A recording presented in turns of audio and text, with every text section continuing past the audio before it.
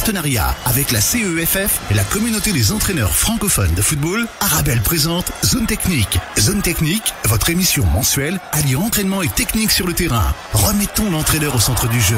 Suivez Zone Technique ce lundi.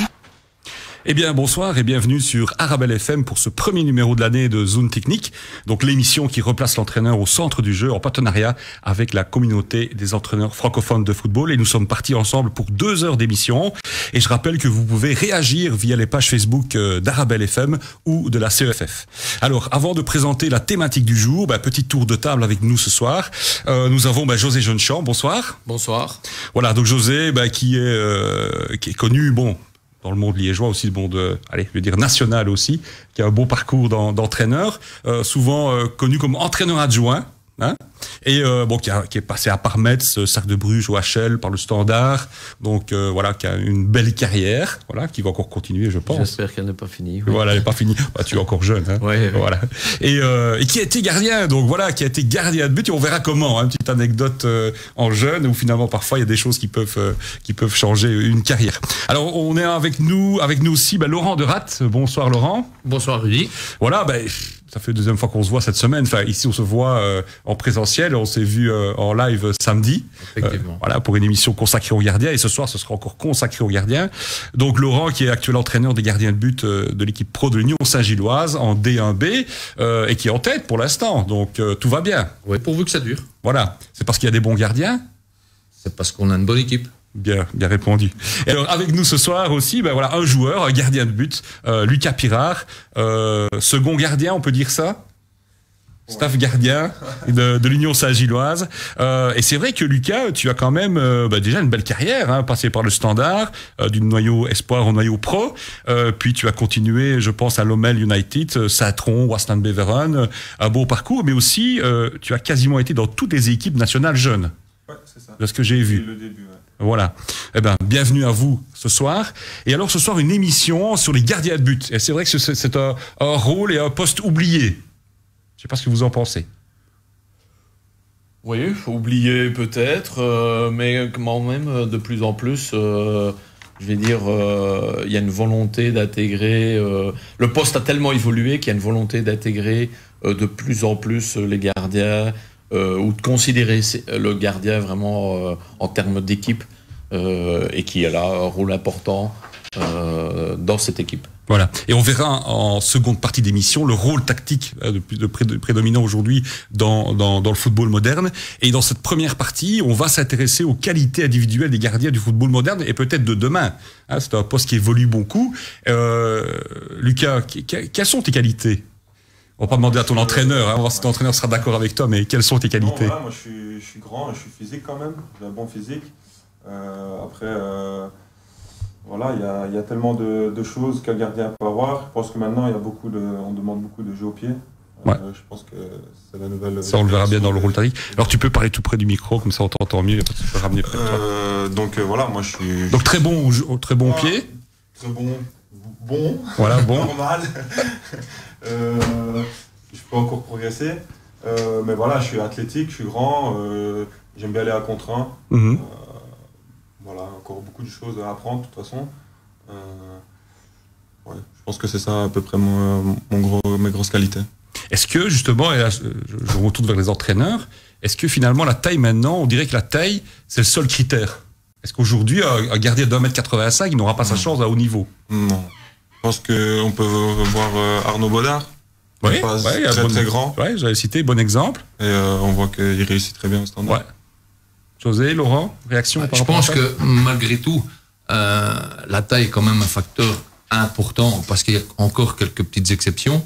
Mais quand on regarde dans le top niveau, les équipes qui participent à Champions League, il y a plus de petits gardiens parce que le jeu devient de plus en plus athlétique. Quand on regarde aussi les adversaires, c'est compliqué parfois. Si on a 1m80, c'est un peu juste quand même pour devenir gardien de but. Donc, le foot a tellement aussi évolué que je pense que pour moi, la taille est un élément important pour le gardien de but. Alors, on ne demande pas qu'ils aient tous 2 mètres, mais je pense qu'il y a un minimum, 1,85, je crois que c'est un minimum.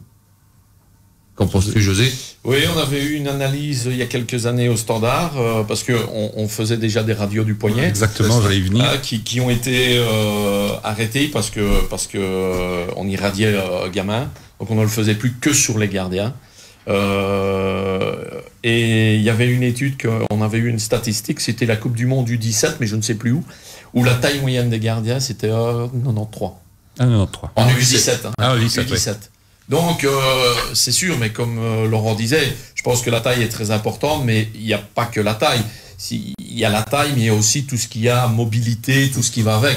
Je vais dire, au très haut niveau, il faut avoir un gardien, je pense, de taille, mais qui a la mobilité peut-être d'un garçon d'1m80. Ce qui est difficile, quand je vois Courtois, la taille qu'il a, mais il est très vite à terre, il est très vite pour se retourner. Donc, je veux dire, il n'y a pas que la taille.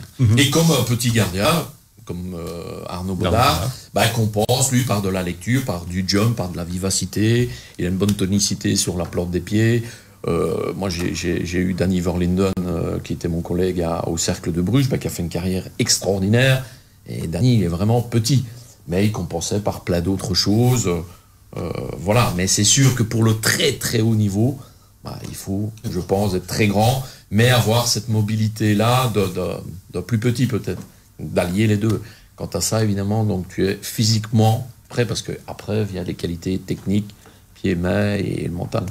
C'est vrai qu'à l'époque, on a besoin que ses mains. Aujourd'hui, on voit que le pied est quasi plus important que les mains, finalement, Lucas. Ouais, le pied, je pense que dans toutes les équipes, ils demandent un gardien qui sait quand même jouer au pied. De plus en plus, les défenseurs jouent avec le gardien. Et nous aussi, quand on a un coup de pied de but, on doit essayer de relancer court.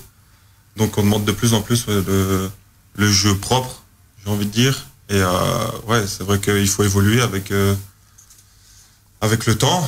Et il faut évoluer vite, parce que voilà, le temps ça passe vite. Et nous, quand j'étais jeune, c'était, on va dire, pas encore vraiment ce style-là, mais maintenant c'est fort ça. J'allais y venir dans ton parcours de formation, justement, parce que moi je me rappelle quand on organisait des stages, parfois en club, les gens demandaient le gardien, vous avez un poste pour les gardiens pendant votre stage? Je dis non, on fait que du jeu du pied. Ah ben non, alors on ne vient pas au stage. Est-ce que toi, dans ta formation, tu me dis il y avait peut-être moins de jeux au pied? Moi quand je suis arrivé, quand j'ai commencé, vraiment on parlait pas autant du jeu au pied. Certes, on en faisait, mais pas comme maintenant. Maintenant, on voit limite, je veux pas dire que ça, mais c'est un gros point, je pense, pour un gardien, le jeu au pied. Et vas-y, Laurent. Je pense surtout, on parle de retour à l'âge. Moi, j'ai fait ma formation il y a peut-être 35 ans. Le geste au pied, c'était quoi? C'était dégager le plus loin possible. Et à l'entraînement, José a fait des entraînements de gardien. On travaillait jamais ça. On travaillait d'une façon beaucoup plus puissante, moins tonique qu'actuellement, mais le jeu de pied, on n'en parlait pas. Et donc, il faut pas se voiler la face. Quand on est arrivé en 1992, quand il y a eu la réforme c'était en 92. En 92, quand il y a eu la réforme au niveau de la FIFA, il y a des gardiens qui avaient été formés déjà il y a une certaine époque. Ils ont eu des sérieux problèmes parce qu'ils n'avaient pas un jeu de pied fluide. Et donc maintenant, c'est clair qu'un gardien de but, ça permet aussi à l'équipe, quand elle est en possession de balle, d'être vraiment 11 joueurs. Et je pense que l'Allemagne, on a vu Neuer qui a fait une Coupe du Monde extraordinaire il y a quelques années. L'Allemagne, par rapport aux autres équipes, ils jouent à 11 joueurs. Et je pense que ça a donné aussi beaucoup d'idées à certains entraîneurs de voir Neuer participer en possession de balle avec son équipe. Justement, en préparant cette émission-là, moi j'ai découvert que José Jeune-Chambre a été gardien. Mais une petite anecdote, comment tu es devenu gardien? Est-ce que tu peux le raconter? J'ai suivi votre émission de samedi. Oui, tout à fait, SAF TV. Voilà, et moi j'ai mis un petit commentaire parce que je me dis, mon raisonnement c'est celui-ci, c'est qu'on est gardien. On ne devient pas gardien. Pourquoi? Parce que j'ai encore fait un stage il n'y a pas tellement longtemps pour rendre service là à Spon. Mais le mec qui veut aller dans le but, il te demande 50 fois par jour. Monsieur, je peux aller au but? Monsieur, je peux mettre les gants? Et moi, c'était la même chose. J'étais dans un club où c'était pas mon village. Donc, il y avait un autre gamin du village qui aimait jouer gardien. Et il avait été un peu privilégié. Et à un moment et moi, à chaque fois, je m'habillais bien vite. Avant lui, j'allais dans le but, avant le match.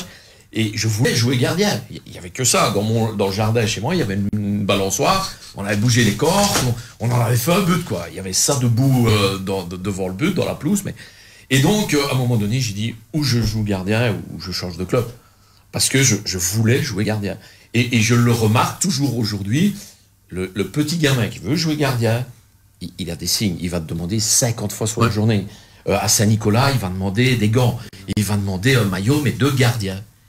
Et je pense que ça, c'est toujours présent. Alors, c'est sûr que je vois dans les équipes de jeunes, on fait tourner, mais il va vite se détacher, le gardien. Et il a une allure de gardien. Ah, j'ai connu les fils à Christian Pillot. Christian Pillot, il habitait Banneux. Donc, c'était vraiment à côté de chez moi. Mais rien que de les voir marcher, Eric, Didier, ils étaient nés pour être gardiens. Ils avaient une démarche de gardien. Ils avaient une allure de gardien. Ça ne s'invente pas, ça. Et puis, c'est tellement difficile, les entraînements. Tu es deuxième gardien. Moi aussi, quand je suis passé de la 3e province à la promotion, j'étais deuxième gardien pendant 3 ans. Mais c'est difficile. Toutes les semaines, tu te prépares, tu es là, tu es prêt. Et bien souvent, quand tu rentres en cours de match, parce qu'il s'est blessé, tu dois rentrer en cours de match, tu as une tension terrible, on te juge sur 20 minutes. Donc c'est tellement un poste spécifique où il faut être très fort mentalement. Tu nais gardien, tu as envie d'être gardien. Tu ne deviens pas gardien, je suis pas moi à 12 ans, papa, maman t'ont payé des paires de gants. C'est un grand débat aussi. Hein. Est-ce qu'il faut spécialiser? On verra tout à l'heure hein, sur la formation des gardiens, surtout en jeunes. Le débat, c'est est-ce qu'il faut spécialiser ou pas? Alors, il y a l'idée de dire, comme tu dis, on est gardien, donc les gens commencent parfois au 8 ou 9 en place de gardien. D'autres disent, il faut tourner, il faut qu'ils jouent dans le jeu, il faut... Voilà. Mais ça, je pense que justement, le fait de tourner, c'est intéressant pour le jeu au pied. Voilà, tout à fait. Mais comme je vous ai dit, on est gardien, on a envie d'être dans le but, mais je pense qu'actuellement, il faut pas brider. Passer par... Voilà. Vu l'évolution du poste, c'est sûr important, que jouer dans le champ, je vais dire, ça va l'aider. Ça va l'aider. Ça va l'aider face à son évolution. Mais il ne faut pas mettre sous les ténoirs cette volonté. Il va toujours te demander, mettez-moi dans le but, coach, mettez-moi dans le but.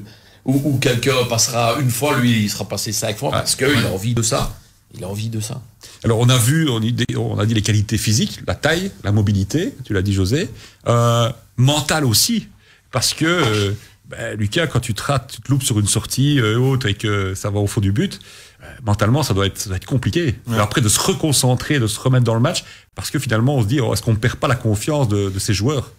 Ouais, c'est sûr que c'est le plus difficile pour le gardien. C'est se rater sur un ballon et il faut faire le déclic qu'on est encore dans le match et que le match il n'est pas fini, que 2 ou 3 minutes après on peut avoir un ballon et il faut l'arrêter, donc il faut vraiment faire abstraction de ça et continuer son match, mais c'est le plus dur. C'est vrai que c'est quelque chose de très dur à faire et mais voilà, si on sait le faire, c'est très bien. Et comment est-ce qu'on travaille ça, Laurent? Moi j'insiste quand même sur la confiance que je donne au niveau du gardien de but. Si on prend au niveau des jeunes, le jeune gardien, déjà, dès son plus jeune âge, on le regarde. Donc il doit apprendre à vivre avec ça. C'est le seul joueur dans l'équipe qui porte un maillot différent, qui joue avec des gants, qui peut shooter, qui peut jouer du pied, qui peut jouer des mains. Donc on le regarde déjà d'une façon différente. Donc dès son plus jeune âge, il doit savoir qu'il sera regardé de façon... Voilà. Maintenant, ça fait partie, les erreurs de jeu font partie de la vie du gardien de but. Un jeune gardien, s'il ne fait pas d'erreur, il y a un problème. Ça fait partie de son apprentissage. Ça fait partie de son apprentissage. Il doit faire ça. Et je pense que, comme Lucas disait, pour moi, la meilleure façon, tu fais une erreur en match, directement, il faut avoir faim d'un autre ballon pour montrer que c'est un accident et qu'on est tout de suite remis dans le match. Je pense que ça, c'est important. Et puis, au niveau de la préparation, je pense que, voilà, il faut pas mettre le doigt vraiment sur le problème qu'il y a eu. On en discute par la suite, mais ça sert à rien d'amplifier non plus cette erreur, quoi. Mais parce qu'il est difficile, c'est la presse justement. Hein, quand on fait une gourde sur un but qui est un peu gag parfois parce que le ballon passe entre les jambes. Est-ce que toi tu lis la presse, toi? Est-ce que tu regardes la presse, Lucas? À une certaine époque, je lisais. Quand j'étais à Saint-Tron, puis quand je suis arrivé à Beveren, moins parce que c'était les journaux flamands et je comprenais pas vraiment grand-chose. Mais je pense que maintenant, avec tous les réseaux, même on peut regarder sur Instagram, il y a beaucoup on voit des vidéos d'erreurs de gardiens qui font une erreur. Et c'est vrai que se voir sur Instagram, sur les réseaux, et que tout le monde peut voir et que les gens rigolent, je pense que ça peut peut-être toucher certaines personnes, mais je pense qu'en tant que gardien, il faut vraiment pas penser à ça, parce que il faut vivre avec. Oui, voilà. Je peux citer le meilleur gardien du monde. Il peut faire des erreurs aussi. Donc celui qui n'en fait pas, je ne connais pas. Maintenant, ça peut être contrebalancé aussi par l'arrêt du siècle aussi. Oui, aussi, voilà. Ça peut être. C'est ça qui est bien dans le jeu des gardiens, c'est que soit on peut sauver le match, ou alors on peut être aussi dans le gag, quoi. Mais c'est vrai que moi j'aime bien le ressenti que quand on fait un arrêt, voilà, je sais pas, c'est quelque chose qui... t'as déjà des joueurs qui viennent vers toi, t'as déjà des joueurs en défense qui viennent te taper, qui t'encouragent. Sauver un goal, quoi. Ouais, tout à fait. Quand il y a du public, c'est ça aussi qui est bien. Bon, pour l'instant, on n'a pas beaucoup, donc on est un peu seul. Donc là, on n'a pas la ferveur du public qui vous encourage. Qu'est-ce qui fait maintenant, qu'est-ce qui va démarquer d'un gardien, d'un très bon gardien, pour vous? Qu'est-ce qui va faire la différence entre un bon gardien et un très bon gardien? C'est comme dans les inconnus, avec la différence entre un bon chasseur et un bon chasseur. Moi, je dirais qu'il y a un constant, qu'il n'y a pas trop des hauts et des bas et des hauts et des bas. Régularité. Voilà. Pour toi, régularité. C'est un élément important. Et je pense qu'un gardien qui prend des points sur une saison, c'est aussi hyper important. Donc il faut quand même ce petit plus. Ne pas en perdre, c'est bien, mais en gagner, c'est encore mieux. Ouais, je dirais comme Laurent aussi, c'est toujours cette efficacité entre le nombre de points que tu prends et ceux que tu perds, et d'essayer évidemment d'être plus qu'en positif, quoi. Et pour tout ça, il faut toutes les qualités techniques, tactiques, mentales, pieds, mains, de tout ce qu'on a et parlé l'équipe, jusqu'à je dirais maintenant. aussi. De quoi? Je pense que pour qu'un gardien soit, bien, il faut que l'équipe autour tourne aussi bien. Que quand on est dans une équipe qui a plus difficile, c'est difficile pour le gardien. C'est sûr que quand une équipe a pas une trop bonne défense, c'est ça que celui qui est plus exposé, c'est le gardien. Hein, on le dit souvent. Voilà. C'est vrai. Dans une équipe qui a plus du mal, on va peut-être avoir beaucoup de ballons, on va peut-être prendre, 10 ballons, on va peut-être prendre 4 goals. Mais au final, on regarde les gens, ils regardent le résultat. Exact. Et c'est ça aussi qui est difficile. C'est sûr que dans l'analyse, mettre très bon gardien dans une équipe moins bonne, je sais pas s'il fera vraiment beaucoup mieux. Voilà, et inversement, tu prends des buts, mais si tu arrêtes le penalty à la fin, on retiendra que ça. Ça, c'est un peu. Voilà. Qu'est-ce qui fait est-ce qu'un gardien, c'est une bête question, mais est-ce qu'un gardien doit être intelligent? C'est quoi l'intelligence d'un gardien? Qu'est-ce qui fait qu'un gardien est intelligent? Est-ce que c'est son placement, son feeling, ça? Je pense que l'intelligence de jeu, c'est hyper important. Il doit pouvoir sentir le jeu, il doit pouvoir lire le jeu, il doit pouvoir réagir très vite. On parlait du jeu de pied, quand le ballon arrive au niveau de son pied, il doit savoir où il doit mettre le ballon. Et là, je pense que s'il n'y a pas... La gestion du temps aussi est importante quand on est gardien de but. Donc tout ça, si on n'est pas intelligent, je pense que c'est... Est-ce que c'est inné ou ça s'apprend? Il y a le métier aussi qui fait ça. L'expérience. Ouais. Mais c'est vrai que la lecture de jeu, pour moi, je trouve, c'était moi j'étais pas un gardien extraordinaire, mais ça faisait partie de mes points forts. Souvent, à l'époque, on nous disait, quand le coach il faisait sa théorie, tu peux déjà partir à l'échauffement. Mais t'es fou, toi. Moi, je veux savoir ce que le coach a demandé à mon flanc gauche, à mon flanc droit, savoir participer, et tu dois absorber tout ça, tous ces principes de jeu-là. Pour toi, parce que tu as le jeu devant toi, de coacher, de repositionner sur les phases arrêtées, je vais dire, le positionnement, les joueurs, ils oublient des fois. Et toi, tu dois avoir tout ça dans la tête. T'es quelque part un peu le bras droit du coach. Enfin, moi, je trouve qu'un bon gardien, et alors, c'est de l'invisible, moi, j'appelle ça. C'est-à-dire que sur des repositionnements de tes défenseurs ou même des lignes plus haut, tu anéantis une transition adverse. Alors, tu ne fais pas d'arrêt, mais tu vas participer au jeu de l'équipe, quoi, je vais dire, au principe de jeu. Et ça, moi, je trouve hyper important. Et à cette époque-là, c'était pas important. Alors finalement, le gardien faisait pas partie de la tactique. Si, mais certains coachs pensaient que le gardien était vraiment à part. Ce que tu ne verras plus maintenant. Nous, moi, j'ai souvent fait les phases arrêtées dans les clubs où j'étais, avec la participation de tous les gardiens. Est-ce qu'on joue en zone? Est-ce qu'on ne joue pas en zone? Est-ce que tu veux un homme au premier poteau, deuxième poteau?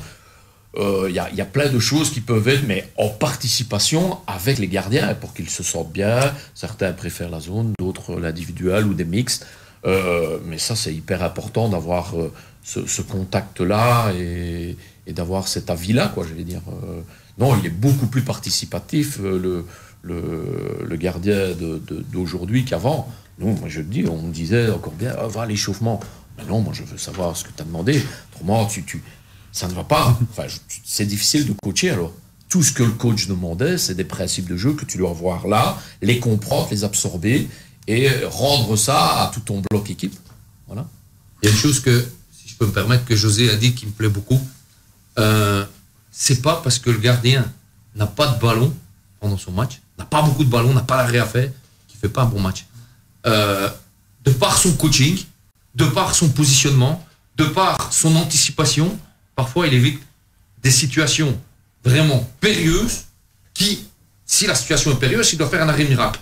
Mais ici, il a parlé, il a commandé, il a repositionné, il ne s'est rien passé, on n'a rien vu. Et tout le gardien fait le job, tout simplement. Oui, mais là, c'est les spécialistes qui voient ça. Les gens le autour grand public ne le voit pas. C'est d'ailleurs pour ça que beaucoup de gardiens deviennent entraîneurs. Hein. Et avec énormément de réussite. Hein. Parce que... plus que les joueurs de champ.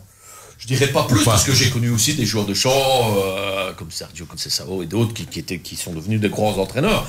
Mais je pense que par ta position, d'avoir le jeu toujours devant toi, de cette envie-là de participer tactiquement au jeu, développe les qualités qui, par après, sont importantes pour devenir coach. Voilà, si Michel Prudhomme est devenu l'entraîneur qu'il est devenu, je pense aussi que c'est par ces années de gardien de but, où tu as le jeu devant toi, où tu lis le jeu. Tu lis le jeu. On va différemment. C'est vrai qu'il a le plus beau poste au niveau de la oui, de jeu. Sûr, différemment. Et c'est là que comme Laurent dit, tu anéantis une transition, une contre-attaque adverse, pas par un arrêt, par simplement du coaching. Un petit rappel. Et ça, c'est important. On part à droite, tu rappelles ton flanc gauche, il revient à l'intérieur, contre-attaque et il est repositionné. Tu les allies les deux, c'est pas la même chose. Donc par des petites retouches comme ça, tu anéantis pas mal de choses. Donc la communication est importante aussi. Ça, depuis tout petit, on nous dit la communication. C'est vrai qu'on le dit souvent, hein, les gardiens, on les entend crier, sortir, prendre le ballon, être maître de son rectangle. Et puis ça rassure aussi. La défense. Ça rassure les joueurs de savoir qu'il y a un mec derrière qui suit le jeu, qui les repositionne, Et pour le gardien, c'est aussi une façon de rester en permanence concentré. Hein. Parce que s'il n'a pas de ballon pendant 3 minutes, il commence à regarder dans la tribune, c'est un problème. S'il regarde le jeu en permanence, s'il parle, il reste dans le match. Ouais, mais il peut peut-être poster une selfie de lui sur Insta en même temps, en attendant, quoi. Tu vois, ça. Par exemple. Et là, on verra si Je crois que le coach il serait un peu fashion victime. Ce serait marrant, ça, de voir ça, le gardien qui se fait un selfie pendant le match. Quelle est la situation la plus compliquée pour toi, Lucas? Est-ce que c'est sur les phases arrêtées, sur les corners? Est-ce qu'il y a des situations où là, tu dis, je dois encore progresser, je dois m'améliorer, je suis pas trop à l'aise? Ou tu es complet, hein, Non, on n'est jamais assez complet. Est-ce qu'il y a des situations quand même où tu te dis, c'est un peu... je vais dire encore mon jeu au pied. Il peut toujours améliorer. Il peut encore être beaucoup meilleur. Moi, je dirais sur... je vais dire une situation de match. C'est les coups francs latéraux, le ballon rentrant, genre comme s'il frappait. Pour moi, ça, c'est le plus difficile. Parce qu'on ne sait pas s'il y en a qui touchent ou pas. Et ça, c'est le rôle aussi des gardiens de voir ça et de travailler. Ou alors, est-ce que parfois on dit il faut pas trop travailler les défauts, faut travailler sur les qualités parce que les défauts on les a. Est-ce que en règle générale, on peut dire qu'on travaille 70% les qualités, 30% les défauts. Maintenant, je pense que, comme Lucas disait, les phases arrêtées sont de plus en plus analysées, de plus en plus décortiquées par l'adversaire. Les ballons, parce que quand on regarde les ballons, José, on a connu des ballons qui faisaient un certain poids, tu regardes maintenant d'autres qui volent au vent, quand on voit la qualité des frappeurs, tout ça, c'est des choses qui sont, pour moi, hyper compliquées à gérer pour un gardien de but. Hein. Ça, c'est frappe de loin aussi. Mais c'est clair qu'au niveau des règles, parfois, ça a toujours été en défaveur des gardiens. Quand on voit la distance au niveau du point de pénalty, on sait qu'il y a plus de chances de marquer que d'arrêter un but. Donc c'est sûr qu'on veut rendre le jeu beaucoup plus offensif. Voilà. Et est-ce que les ballons, c'est la même chose aussi? Je pense quand même. Quand on voit certaines marques, C'est vraiment comme des balles magiques. Le problème en Belgique, c'est qu'on ne joue pas. Bon, j'étais hier en France, tous les clubs jouent avec le même ballon. Ouais, ici là, le problème, c'est qu'entre un ballon Nike ou Adidas et un ballon Select, c'est pas du tout la même chose. Le poids, donc ça aussi, c'est quelque chose d'hyper important. Et que le gardien doit s'adapter presque du jour au lendemain. Bon, on essaye toujours de se procurer des ballons si on va jouer à l'Antwerp qui joue avec des ballons. Et quand vous allez jouer à l'extérieur, vous reprenez de 1 ou 2 comme ça, vous avez. Ah ouais. Entre clubs, ils s'arrangent. Entre clubs, ils s'arrangent. Mais ça veut dire que tu passes d'un ballon, le plus courant, c'est le Select, à Nike, c'est pas la même chose. C'est pas du tout la même chose. Et avec des frappeurs comme il y a dans les championnats professionnels, on voit beaucoup maintenant des frappes de loin où on voit les ballons qui changent de trajectoire. C'est vraiment difficile. Et ça, ce serait c'est pas une revendication des gardiens, des autres gardiens, de jouer avec le même ballon pour être dans la même configuration. Parce que je me dis, si on joue sur des terrains qui seraient, je sais pas moi, 125% plus grands, d'autres plus petits, même s'il y a des différences, est-ce que ça ne défavorise pas finalement Je pense que c'est pas uniquement une revendication de la part des gardiens de but ou de l'entraîneur du gardien de but. Je pense que tout le monde aimerait jouer avec un ballon uniforme, parce que même pour les frappeurs, c'est différent. Et pourquoi c'est différent en Belgique? Pourquoi est-ce qu'en France, on dit on va jouer avec les mêmes ballons? Et en Belgique, on ne joue pas avec les mêmes ballons. Toutes les années, tout le monde en parle, mais ça ne s'est jamais concrétisé. Ça ne s'est jamais concrétisé que la Fédé disait à un moment donné, voilà, on choisit un ballon et toutes les équipes jouent avec le même ballon. Voilà. Moi, je prends le cas d'Anthony Maurice. Quand il va avec l'équipe nationale, quand il fait la National League, ils ont des ballons d'une marque. Quand il revient à l'entraînement, il faut un petit temps d'adaptation parce qu'il a travaillé pendant 2 semaines avec un ballon qui était totalement différent. Donc, voilà, c'est vrai qu'en Belgique, si on pouvait chaque semaine jouer avec un ballon standard, je pense que ce serait pas plus mal, mais pas que pour les gardiens. Ouais, pour tout le monde, je pense. Et au niveau de la formation, toi maintenant dans ton parcours de formation, qu'est-ce qui t'a manqué le plus maintenant avec le recul? Tu te dis tiens, c'est dommage qu'à l'époque, à part le jeu au pied, mais qu'est-ce que tu aurais voulu en plus dans ta formation de gardien, que ce soit au niveau expérience, au niveau entraîneur des gardiens, parce que c'est vrai que c'est un poste oublié, mais c'est vrai qu'on a eu des commentaires SFTV samedi sur des gens qui disent ouais, c'est dommage que les clubs n'ont pas plus d'entraîneurs des gardiens, mais parfois c'est aussi une question de moyens des clubs au niveau des staffs. Si des gens ont déjà son T1, son T2, après si on veut son préparateur physique, si on veut son entraîneur gardien, moi j'ai eu la chance que j'ai d'abord commencé à Sprimont. À Sprimont, c'était déjà un club, on va dire à l'époque, c'était une division 3 et déjà en jeune, j'avais un entraîneur des gardiens. Et après, quand je suis arrivé au Standard, je pense que j'avais la meilleure formation aussi. Les coachs des gardiens étaient vraiment top. Donc, à ce niveau-là, je peux pas trop dire, parce que moi, j'ai pas trop à me plaindre. Je pense que j'ai une très bonne formation.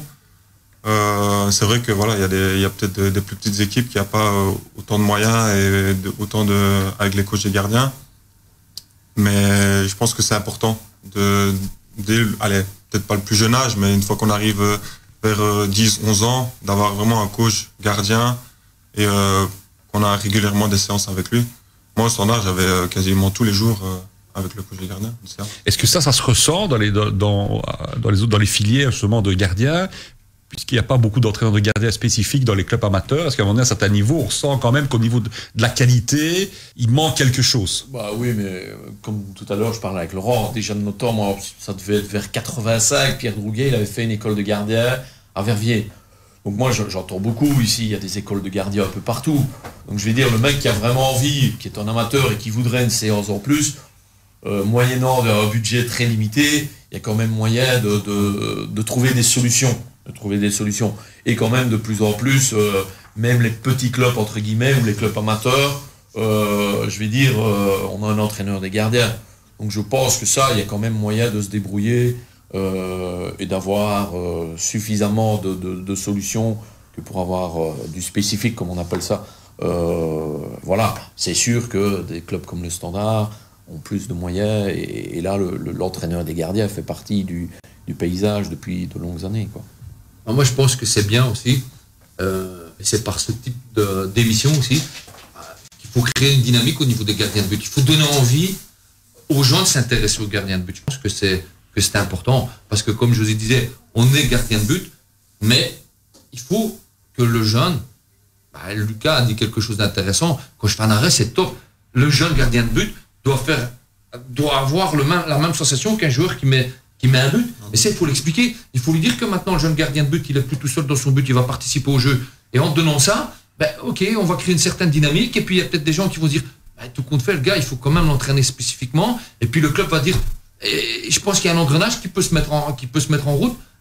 Mais il faut parler des gardiens de but. Comme tu disais, on les met pas souvent en valeur. Et je pense que c'est un poste qui mérite d'être mis en valeur. Et en le mettant de plus en plus en valeur, on va créer une certaine curiosité. Et j'espère ramener de plus en plus d'entraîneurs de gardiens qui vont dire, ah ouais, ce gars-là, il mérite d'être entraîné différemment. Et je pense que on va peut-être grandir. Et toi, Laurent, comment tu fais pour continuer à te former dans ce poste-là, d'entraîneur? Quelles sont tes ressources? Mes ressources, je pense qu'il n'y a pas pour moi une méthode bonne, mauvaise. Il y a l'Internet qui donne beaucoup de ressources. Je pense que moi, je me crée une certaine ligne directive. Et puis, je regarde un peu ce qui se fait alentour de moi. J'ai des contacts, par exemple, avec Alex Wenzel, qui est instructeur FIFA, qui m'a beaucoup aidé. J'ai eu Thierry Barner hier au téléphone. On a des échanges. Et puis, j'essaie de mixer ça un peu à ma sauce. Et je ne dis pas que c'est la meilleure méthode. Voilà, je pense que ça fait partie aussi de la personnalité de l'entraîneur de gardien. Donc, je regarde ce qui se fait. Et puis, j'essaie d'adapter en fonction de ma personnalité et aussi des gardiens qui sont en face de moi. Est-ce que vous échangez beaucoup entre entraîneurs de gardiens? Ouais, moi j'essaye quand même, je dis bien échanger parce qu'il y a des gens aussi qui sont spécialistes qui veulent simplement recevoir mais qui ne partagent pas. Alors je trouve que on grandit pas dans cette il n'y a pas d'échange donc on grandit pas. C'est simplement de donner. Et ça m'intéresse pas. À partir du moment où, quel que soit le niveau, où il y a un échange possible, tout le monde peut m'apprendre quelque chose. Et moi, je peux donner des informations aussi à d'autres. Donc, à partir du moment où il y a un échange, oui, j'échange. Il y a une communication, j'échange. Oui, c'est comme le rôle d'entraîneur. Hein. Mais il y a beaucoup plus de formation continue. Oui, mais on est des éponges. Oui. On regarde ce qui se fait ailleurs. J'ai assisté il y a quelques années, c'était l'entraîneur d'Offenheim, entraîneur des gardiens d'Offenheim. Et lui, il disait 75% des buts sont marqués entre le point de pénalty et les 6 mètres. Donc il dit maintenant j'entraîne de plus en plus du point de pénalty aux 6 mètres. Et Frankie Verkotteren, par exemple, quand on faisait de la finition, les gardiens du cercle, ils râlaient toujours parce qu'on était très près. Parce qu'il dit, ça sert à rien de les entraîner en des 16 mètres, on marque plus de là. Donc moi je veux de la finition entre les 6 mètres et le point de pénalty. Alors les gardiens, c'est très près évidemment. Hein. Tu te fais bombarder et tout ça. Donc il y avait toujours un peu d'énervement. Mais même chose, puisque les buts sont marqués entre le point de pénalty et les 6 mètres, le gardien il doit plus s'entraîner. Et l'entraîneur des gardiens d'Offenheim, c'est ce qu'il disait. Il était très près, il frappait. C'était assez impressionnant. Mais c'est aussi une évolution. Et peut-être que dans 4-5 ans, on reviendra à autre chose. Voilà. Donc les stats aussi, elles servent aussi à évoluer. Mais comme un entraîneur, moi j'aime bien aussi de regarder ce qui se passe à gauche, à droite, savoir comment tu fais. Échanger, et comme Laurent dit, il y en a des spécialistes, ils prennent, mais bon, ça c'est comme ça, c'est le jeu. Voilà, mais on n'a rien inventé, c'est toujours, on va chercher à gauche, à droite. Et quand je vois aussi les évolutions en termes d'entraînement gardien de but, j'ai vu Didion là, avec des lunettes un peu spéciales. Au cercle, là, ils avaient un truc avec des ronds qui s'illuminaient. Des blind spots, les blind spots. Voilà, donc il y a vraiment aussi toute une évolution avec ça aussi. Hein. Voilà. Restez avec nous, une petite page de publicité, puis on revient pour la suite de Zone Technique. Voilà, bienvenue sur Arabelle FM. On continue cette émission Zone Technique consacrée aux gardiens de but, aux qualités individuelles du gardien dans le football moderne, mais aussi son rôle tactique. Ça, ce sera pour la deuxième partie. Alors, on voit pas mal de réactions sur le Facebook de Arabelle, notamment, il y a des fans de Lucas, avec Julien Doutreloup, qui est un pote, apparemment. Voilà, qu'on salue, et donc qui dit voilà, Lucas c'est le meilleur gardien. Voilà, s'il le dit, c'est que c'est vrai. André Gengoué qui dit aussi l'importance de la confiance, et ça permet finalement aux joueurs de champ de se libérer quand on a confiance à ce gardien. Maintenant, au niveau de l'échauffement des gardiens, est-ce que toi tu as un rituel? Est-ce que pour rentrer dans le match, il y a certains qui ont une certaine procédure, qui font toujours la même chose, ou toi c'est pas? Ouais, un rituel, je sais pas si c'est vrai. Je commence toujours par la jambe gauche, mettre ma chaussette gauche, ma jambière gauche. Superstition? C'est une superstition? Je sais pas. J'ai toujours commencé par ça. Je suis pas vraiment comme ça, mais voilà. Je commence toujours comme par la gauche et je continue. Donc voilà. Après, il y a des joueurs qui ont d'autres choses plus fortes que moi, mais moi, j'ai pas vraiment grand-chose sur ce truc-là. Laurent, est-ce que c'est important d'avoir un rituel pour toi ou pas? Je dirais, un rituel, ça c'est un peu en fonction de la personnalité. Tu parlais tout d'abord de l'échauffement. Moi, je pars du principe que le jour de match, c'est le jour du gardien de but. Donc c'est lui, entre guillemets, c'est lui le chef vis-à-vis de moi. Donc, par exemple, moi j'avais un échauffement à l'époque, et quand Anthony est arrivé à Virton, on a échangé ensemble, et puis il m'a dit, écoute, moi je fais toujours le même échauffement depuis X années, est-ce que ça te pose un problème de continuer mon échauffement? Moi, ce que je veux avec mes gardiens, et on en a discuté avec Lucas dès son arrivée, je dis, moi je veux vraiment un réel échange. Je dis, ok, Anto, on va adapter ton échauffement, pas de souci. J'ai dit à Lucas, ton échauffement, tu me le communiques, on le travaille, c'est toi qui décides le jour de match. Le plus important, c'est que quand le coup de sifflet, c'est qu'il soit top. Peu importe la manière. S'il y a des gardiens qui ont besoin de 20 minutes d'échauffement, il y en a qui veulent sortir 1 heure, c'est leur problème. Tant qu'il est bon au niveau du match, pour moi, il n'y a aucun souci. Et toi, José, tu avais des rituels? Ouh là là, je n'oserais pas vous les raconter. Le même slip. Ah non, c'était... oui, rituel, t-shirt, en dessous du maillot, du pantalon dans le short, toujours le même maillot. Mes gants, toujours lavés par mes soins d'une certaine façon, séchés d'une certaine façon. Si j'ai joué 150 matchs, la veille du match, je me suis disputé 150 fois avec mon épouse parce qu'elle était en retard pour le petit déjeuner ou il n'y avait pas ce que je voulais. Ah ouais, non, j'étais... c'était... Est-ce que ça t'aidait à te mettre en confiance, en fait? Ça t'aidait à avoir et l'échauffement, vraiment un rituel. Et bien souvent, ceux qui m'échauffaient, ils étaient en panique parce que je leur disais, tu te demandes pourquoi tu es de réserve, parce que tu sais pas mettre un ballon ou je te demande de le mettre. Voilà, c'est ça comme on joue. Non, tu m'échauffes, tu n'es pas là pour marquer des buts. Marquer des buts, c'est le match. Mais à l'échauffement, trop souvent, d'abord, il y a la déception et la frustration d'être réserve. Et donc, l'échauffement, ça se passait toujours, ou parfois délicatement. Donc, il y avait certaines tensions. Ouais. Est-ce que on va arriver dans la partie formative maintenant et ce débat, le but c'est pas d'avoir une réponse, mais donc toi tu as dit José, on est gardien. Bon voilà. Alors le grand débat, parce que j'ai eu pas mal de questions d'entraîneurs, c'est spécifié pas spécifié. À quel âge ou pas quel âge? Selon vous, sur votre expérience, qu'est-ce que vous préconiseriez? Moi, je dirais qu'au début, non, peut-être pas, parce que justement, le poste a tellement évolué que le fait de jouer dans le champ va l'aider. Mais à partir d'un certain âge, c'est tellement un poste spécifique qu'il faut arriver à... ça requiert tellement de qualité. Parce qu'on parle du jeu au pied, mais jeu au pied, c'est pas que d'un pied. Hein. Je veux dire, au haut niveau, il faut être capable de jouer aussi bien du pied droit que du pied gauche. On avait Sian Bolat au standard, mais c'était pied droit, pied gauche, sol, mi-hauteur et hauteur. Hein. Et des ballons aussi négociables, parce que quand je vois par exemple le gardien de l'Antwerp à la main, ah oui, il va loin, mais c'est des minutes qu'il envoie. Hein.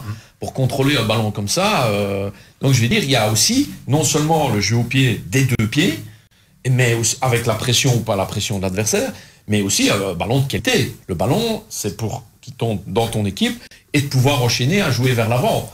Donc ça requiert vraiment beaucoup de qualité. Et aussi, il faut pas oublier, on parle beaucoup du jeu au pied, mais il y a aussi, il y a la technique pure gardien.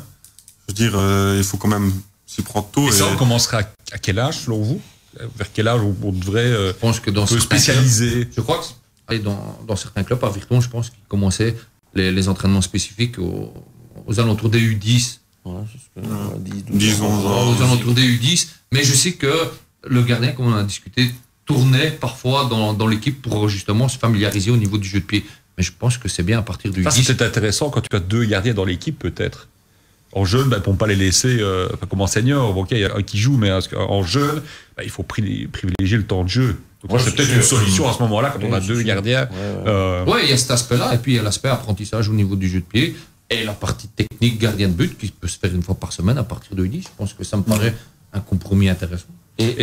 Pardon, ce que je trouve très important aussi, et c'est justement pendant le petit break qu'on en parlait, c'est quand je vois Anthony Maurice, que j'ai eu 4-5 ans au Standard, quand je le vois évoluer aujourd'hui, et il y a une dizaine d'années, bien sûr qu'il a évolué, mais déjà au Standard, même si on ne le travaillait pas, parce que c'était beaucoup moins important à cette époque-là, on voyait bien qu'il était à l'aise au pied. Mais où vraiment il m'impressionne, c'est que il en fait presque un jeu. Il aspire l'adversaire, c'est presque, allez, viens m'attaquer. Certaine provocation. C'est une certaine provocation, mais il a une telle sûreté, une telle confiance en lui, en son jeu au pied, il t'aspire l'adversaire, et puis il l'élimine par sa passe, et puis c'est parti. Et comme Laurent disait tout à l'heure, c'est comme si on jouait à 11 contre 10, on a un joueur en plus. Et donc, il en joue de ça. Donc, il a une telle confiance en son jeu au pied, que ça devient presque un jeu avec lui, une provocation. Et là, il a évolué, c'est exceptionnel, quoi. Il n'avait pas ça quand il était jeune, cette faculté-là. On voyait qu'il était à l'aise. Déjà, il est gaucher. Donc, il y a une qualité naturelle, hein, on dit toujours, les gauchers. Et chez lui, c'était vrai. Mais en plus, il a une confiance dans son jeu au pied. Ça, c'est important. Et surtout qu'elle ne soit pas égratignée le jour où ça tourne un peu mal. J'ai déjà vu prendre des buts, je vais dire, ou offrir un ballon de but à l'adversaire. Mais lui, ça n'égrène pas sa confiance. Et ça, c'est important. Et là, c'est la gestion des émotions. Hein, ça, c'est très important. Voilà. Et là, aussi, l'évolution, on a de plus en plus des coachs mentaux, un coach mental. Alors, j'ai connu les deux, moi, c'est-à-dire coach mental individuel et coach mental collectif, un peu team building. Et je trouve que l'association des deux, elle est top. Et souvent, le gardien, il est demandeur. Il est demandeur. Comment gérer Instagram, les critiques, comment gérer le fait d'avoir pris un but qui a coûté la défaite, comment gérer tout ça et comment surtout la semaine après te remettre tout de suite à flot dans ta tête, quoi. T'es prêt à refaire la même chose. Et là, je trouve qu'il a évolué, mais d'une manière exceptionnelle. Sinan Bolat aussi, il avait une confiance en lui. Il n'hésitait pas, il savait ce qu'il devait faire. Comme Laurent disait tout à l'heure, il recevait le ballon, il savait déjà ce qu'il allait faire. Et il allait chercher, bam, il allait chercher, et ça lançait tout de suite la contre-attaque. Hein. On a vu Pento contre le Standard justement faire 2-3 aspirer le joueur vers le crochet. Je me dis, waouh, il est hardi. Il a pris des risques, mais on voit que c'était pas surfait en fait. Il le fait. On voit maintenant un Bailey qui va chercher très haut, du man-man comme ils appellent ça. Donc c'est vraiment du 1 contre 1 partout. Que faire? Si tu donnes un ballon, même qu'il est précis, ça reste quand même un duel. Mais là, t'attends, tu joues, tu prépares, et puis à un moment donné, il y en a un qui se libère, t'aspires, et puis tu joues. Et là, ils font le bon choix, le bon geste technique. Et en sachant que, parce que la pression, elle est là. Si tu te loupes, 99 fois sur 100, c'est good. Et je te parle même pas que tu vas ramasser. Hein. Oui, sur les réseaux sociaux. Pour le moment, les réseaux sociaux. Si tu veux faire parler de toi, voilà. Lucas, mais quand t'es au FC Bruges, quand t'es à l'Antwerp, quand t'es au Standard, t'as les 20 000 oui. Christian Pion, il me disait toujours, moi, j'étais pas le meilleur gardien quand je jouais. C'était Daniel Mati. Celui qui avait le plus de qualité, c'était Daniel Mati. Par contre, en match, il était sous pression, il gérait pas bien ses émotions. Que Christian était relax, cool, comme on le connaît, et il arrivait à passer au-dessus de ça. Et je pense, par exemple, dans un club comme le Standard, ça, c'est hyper important. Et être fort assez, et c'est ce que dégage Arnaud, que je connais un peu. Arnaud, il dégage une sérénité incroyable. T'as l'impression que rien ne le touche. Il joue devant 20 000, il joue devant 200 spectateurs, 40 000 spectateurs. C'est la même chose. Ça glisse. Exactement. Et ça, c'est hyper important à ce poste-là. Ouais. Surtout déjà, gardien de but, au Standard, avec la pression. On sait que cette année-ci, comme Anderlecht, on doit faire des résultats. L'année passée, c'était pas. Donc, et c'est vrai qu'il dégage cette sérénité, cette confiance-là. Alors qu'au début, quand on le voyait, parce qu'on a un peu une image de lui un peu fragile. Quand on le voit comme ça, on n'a pas l'impression, mais. Non, mais il dégage une grande sérénité. Henrik van Kondruck aussi, même chose. On l'a connu au Standard. Il a amélioré son jeu au pied, mais lui aussi, il est presque provocateur maintenant. Donc il maîtrise, et j'appelle ça moi la gestion des émotions. Et ça, c'est hyper important dans le sport de haut niveau, quel qu'il soit. Gérer tes émotions. Arriver à avoir le bon raisonnement quand tu es mis sous pression et que ça pousse et que tu es en difficulté. Alors restez avec nous, on va refaire une petite page de pub et puis on va parler du rôle tactique du gardien. En partenariat avec la CEFF et la communauté des entraîneurs francophones de football, Arabelle présente Zone Technique. Zone Technique, votre émission mensuelle alliant entraînement et technique sur le terrain. Remettons l'entraîneur au centre du jeu. Suivez Zone Technique ce lundi. Alors, on continue cette émission Zone Technique avec José Jeunechamp, Laurent Derat et Lucas Pirard. Alors, on va terminer un peu cette partie de formation des gardiens, formation des entraîneurs au niveau gardien. Est-ce qu'il faut avoir été gardien pour devenir entraîneur de gardien? Laurent?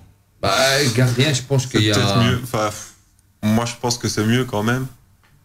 On dit toujours, pour devenir entraîneur professionnel, il fallait avoir été joueur pro. Non, j'ai pas souvent ces phrases bateau. Professionnel. Je ne sais pas s'il y en a qui sont d'accord ou pas. Moi, j'ai pas été pro. Non. Mais t'as joué. J'ai joué gardien. Même, donc, ça veut dire que les sensations de me retrouver dans un but, je les ai ressenties. Les sensations du vestiaire en tant que gardien de but, je les ai ressenties. Donc, je pense que c'est quand même un avantage. Et ça, dans n'importe quelle formation, ça, on ne sait pas t'apprendre ça. Quand tu es dans le but, quand le mec qui frappe, tu dois te retrouver dans le but pour ressentir ça. Il n'y a que le gardien qui peut savoir. José. Je pense que pour être entraîneur des gardiens, il faut avoir été gardien. Parce que le poste est tellement atypique que si tu n'as pas ce ressenti-là et tout ça. Ouais, par contre, je ne suis pas d'accord avec le fait que un joueur professionnel sera un grand entraîneur. Ils ont un atout, ils ont un avantage, c'est qu'ils connaissent l'odeur du vestiaire. Et comment réagit un professionnel. Moi, si j'étais pas passé par mon parcours U19 puis la réserve, je pense que j'aurais pas été prêt à passer du monde amateur à professionnel direct. On part de plus loin, mais par le travail et par cette absorption, cette faculté d'être une éponge, voilà, tu te fais respecter, tu fais ton parcours, voilà. Et j'ai connu des joueurs professionnels qui sont devenus des grands entraîneurs, mais j'en ai connu qui étaient... Voilà, qui ne savaient pas parler de foot. Enfin, pas parler de foot, mais qui sentaient pas le jeu, quoi. Voilà, qui ne savaient pas parler tactiquement, qui comprenaient difficilement tous les principes que peut amener un coach ou les principes de jeu, quoi. Et toi, Lucas, est-ce que tu aspires un jour, après ta très longue carrière, à devenir entraîneur des gardiens? Est-ce que c'est quelque chose qui, tu te dis, pourquoi pas, ou t'as pas vraiment cette fibre? Je pense pas. Mais voilà, on dit toujours que c'est vers la fin que ça vient. Mais là, maintenant, je pense pas. Je pense pas à ça, mais... Allez, c'est pas mon objectif. Pour le moment, c'est pas mon objectif. C'est pas, je me dis pas, quand j'aurai fini ma carrière, je veux devenir entraîneur des gardiens. Est-ce que ça t'arrive de participer à des stages pour gardiens, j'ai déjà été à quelques stages à Liège, rendre visite, comme ça, un jour. Mais entraîner, vraiment, non, jamais. Alors, on va passer dans cette deuxième partie du rôle tactique. On l'a dit tout à l'heure en introduction, que c'est un rôle très important maintenant au niveau tactique, le gardien de but. Et c'est vrai que on parlait de la reconstruction. D'ailleurs, tu parlais tout à l'heure du man-to-man d'un Bailey. Et c'est vrai qu'on voit de plus en plus maintenant une reconversion au repart de l'arrière. Alors que quand moi je vais voir parfois des matchs de jeunes, ce qui est dommage, c'est que je vois toujours le gardien 9 fois sur 10 dégagé. Je sais pas si vous avez déjà vu en jeune un truc. C'est dommage qu'on a un pressing, bam, alors, et 9 fois sur 10, le ballon il est perdu. Parce qu'un gamin de 9-10 ans ne s'est pas fait d'amorti et autres. Donc on dirait que finalement en jeune on est un peu dans ce jeu de football anglais, le kick and rush, où on dégageait, on essaie de trouver les attaquants. Et alors je dis pas que c'est pas une solution. Mais je pense que beaucoup d'entraîneurs diront en jeune, il faut pas jouer le résultat. Mais je pense que instinctivement, ils jouent le résultat. Oui, donc ça veut dire, c'est pour éviter ça veut dire justement, à partir du moment où on demande aux jeunes gardiens de jouer proprement, on sait comprendre les risques. À partir du moment où on prend des risques, on peut prendre un but. Mais il faut l'accepter. Et c'est beaucoup plus facile de dire aux jeunes, tape comme ça le ballon, il risque pas d'être dans le but, que de dire aux gamins, ok, c'est pas grave, t'as raté ta passe, on a pris un but, mais on apprend. On est dans le processus d'apprentissage. Moi, quand j'étais avec Marc Bresse à Saint-Tron, sa philosophie, c'est beaucoup de jouer comme ça, de derrière le gardien. Et il nous a toujours dit au gardien, moi, je veux que vous jouez de derrière. Ça va passer peut-être 20 fois, 10 fois. Mais si une fois ça rate. Ça rate. Il dit, je vous en voudrais jamais. Parce que voilà, c'est moi qui vous demande ça. Et voilà, on veut jouer comme ça. Et voilà, quand ça réussit, c'est beau. Et voilà, mais c'est sûr qu'il y a des fois, ça va rater, mais voilà, ça rate et on recommence. Il faut être conscient qu'on prend des risques. Voilà. Vous avez montré samedi des images de Genk. Donc ça doit être une philosophie une stratégie de club, moi je trouve, en jeune surtout. Et notamment Genk, c'est comme ça, et depuis des années. Ouais. Quand on jouait en Anderlecht avec le Standard en équipe de jeunes, moi je savais toujours, je partais, on n'avait pas de scouting puisque les équipes changeaient assez bien en réserve, mais tu savais bien qu'à Anderlecht, on repartait des 6 mètres en attaque placée. Et que tu avais le temps, toi, de te repositionner ton bloc et tout ça. Donc ça, c'est des stratégies de club qui doivent exister et qu'il faut respecter. Après, moi, je dis aussi, et j'ai connu aussi des entraîneurs qui disaient, on repart du pied. Mais je pense qu'il faut surtout, c'est donner des solutions. Prendre un but de sa faute, ok, et ça arrivera toujours, et ça arrivera encore dans 20 ans, et ça existait il y a 20 ans. Après, qu'est-ce qu'on fait justement pour éviter ça ? Trop souvent, on donne au gardien, et puis débrouille-toi. Qui tombe, quels sont les circuits préférentiels, qu'est-ce qu'on fait, qu'est-ce que le numéro 6 fait, qu'est-ce que les défenseurs sont trop au fond, si on joue à 3, on joue à 2 défenseurs centraux. Donc tout ça est important, il faut donner des solutions, il ne faut pas dire au gardien, oui, t'as pris un but de faute, mais pourquoi? Est-ce que c'est une erreur technique? Ok, ça c'est une erreur technique, mais il faut offrir des solutions. Et c'est comme ça aussi à tous les postes, il faut offrir des solutions. On veut repartir des 6 mètres, ok, ça devient un peu coutumier aujourd'hui. Mbailey, tu joues le Standard, tu sais qu'ils vont venir haut et faire du man-man là très haut. Homme contre homme. Ok, comment on s'en sort de ça? Est-ce qu'on va presser celui qui fait ça aussi? Est-ce qu'on va presser le gardien? Ou non, le gardien on l'abandonne. Il n'est pas dangereux, on l'abandonne. Donc tout ça fait partie de la stratégie. Et c'est ça qui est compliqué. Et c'est ça qu'un entraîneur et son staff doivent mettre en place pour pouvoir... contrer aujourd'hui le Standard, Anderlecht. Je vois quand même que Compagnie, il a mis de l'eau dans son vin. On repart plus aussi dangereusement que ce n'était le cas. Donc lui aussi, c'est un peu adapté. Donc ça, c'est important, c'est de donner des solutions et de les travailler, bien sûr, à l'entraînement. Dire c'est de la faute du gardien. Ouais, c'est facile de toujours dire le gardien. Oui. Ouais. Mais qu'est-ce qu'on va donner, offrir comme solution pour sortir d'un presse haut, pour sortir d'un man-man, est-ce qu'on dégage tout de suite? Parce que s'ils sont très hauts comme ça, ils sont aussi en man-man en défense centrale. Je me souviens de 2 matchs avec le Cercle de Bruges, où on se retrouve à 10 après une demi-heure de jeu, et c'est 0-0. Et donc on fait un peu l'équipe dans sa tête, et Frankie Vercouteren, il dit « Non, je veux pas ça, je veux garder 2 attaquants, pour garder un 2 contre 2. » On jouait contre une défense à 4 pour garder un 2 contre 2. Donc il y avait 7 gars qui couraient, qui récupéraient le ballon, ils jouaient devant, et on avait un 2 contre 2, on a gagné les 2 fois 0. Donc je veux dire, c'est apporter des solutions cohérentes. Apporter des solutions cohérentes à un gardien de but qui peut se retrouver sous pression, assez haut. Voilà, c'est de trouver des solutions. Et si on veut ne pas dégager assez rapidement, solution courte. Mais ça, je pense que ça doit s'apprendre dès le plus jeune âge aussi de jouer comme ça. Oui, bien sûr, et c'est à l'entraînement, c'est les passages à l'entraînement. Voilà, comme je disais, c'est une philosophie de jeu au niveau du club. Et je pense que c'est bien, tous les entraîneurs diront c'est chouette quand on voit le gardien sortir comme ça, quand on voit les possibilités qui sont offertes, mais ça se travaille peut-être déjà en U10. Il faut avoir, quand on voit justement dans les vidéos qui ont été proposées ce week-end, quand on voit la hauteur, par exemple, à laquelle joue le gardien de but, ils jouent vraiment comme joueurs de champ quand ils sont en possession de balle. Mais il faut oser le dire, il faut dire ok, tant pis, tu prends un lob. Mais au moins, tu as participé au jeu. C'est ce qu'on ne travaillait pas assez, je pense, au Standard à l'époque, parce que vous aviez du spécifique très régulièrement, par des gens très compétents. Mais par exemple, dans une forme de match, moi je me souviens de tout ce qu'on faisait, on aurait pu repartir, obliger le gardien, au lieu de dégager à la main, sur un thème, de dire tu repars au pied, je cours. Et trouve des solutions. Pourquoi est-ce qu'on ne prenait pas cette option tactique, en fait, à votre avis? Parce que c'était moins la mode. Parce qu'à ce temps-là, c'était pas la mode. La mode est donc c'est un effet de mode. Vous pensez qu'aujourd'hui, la relance derrière, c'est un effet de mode qui va peut-être ou pas? Ouais, et puis il y a eu aussi. Il y aura peut-être quelque chose. C'est sûr qu'à un moment donné, Barcelone, le jeu court et tout ça a énormément influencé. Le changement de règle aussi, maintenant que les joueurs peuvent prendre le ballon dans la surface, et on peut sortir beaucoup plus vite aussi.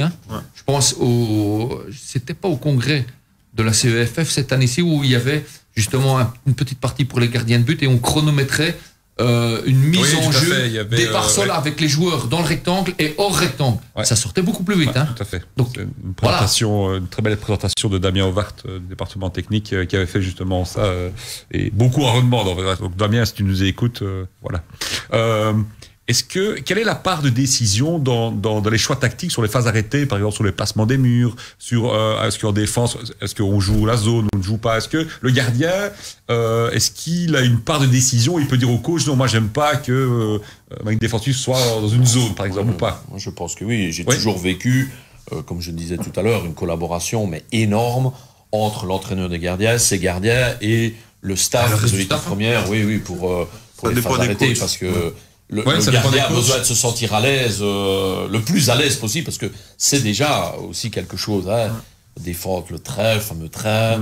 Je regardais l'OHL, où quand c'est rentrant, il positionne beaucoup de monde au premier poteau, mais des gens comme Thomas Horry, des mecs d'un mètre 90, c'est toujours difficile. Donc, moi, je verrais mal qu'il n'y ait pas de participation et du coach des gardiens et des gardiens. Ouais. Toi, tu disais que ça dépend un peu des entraîneurs. Ton expérience.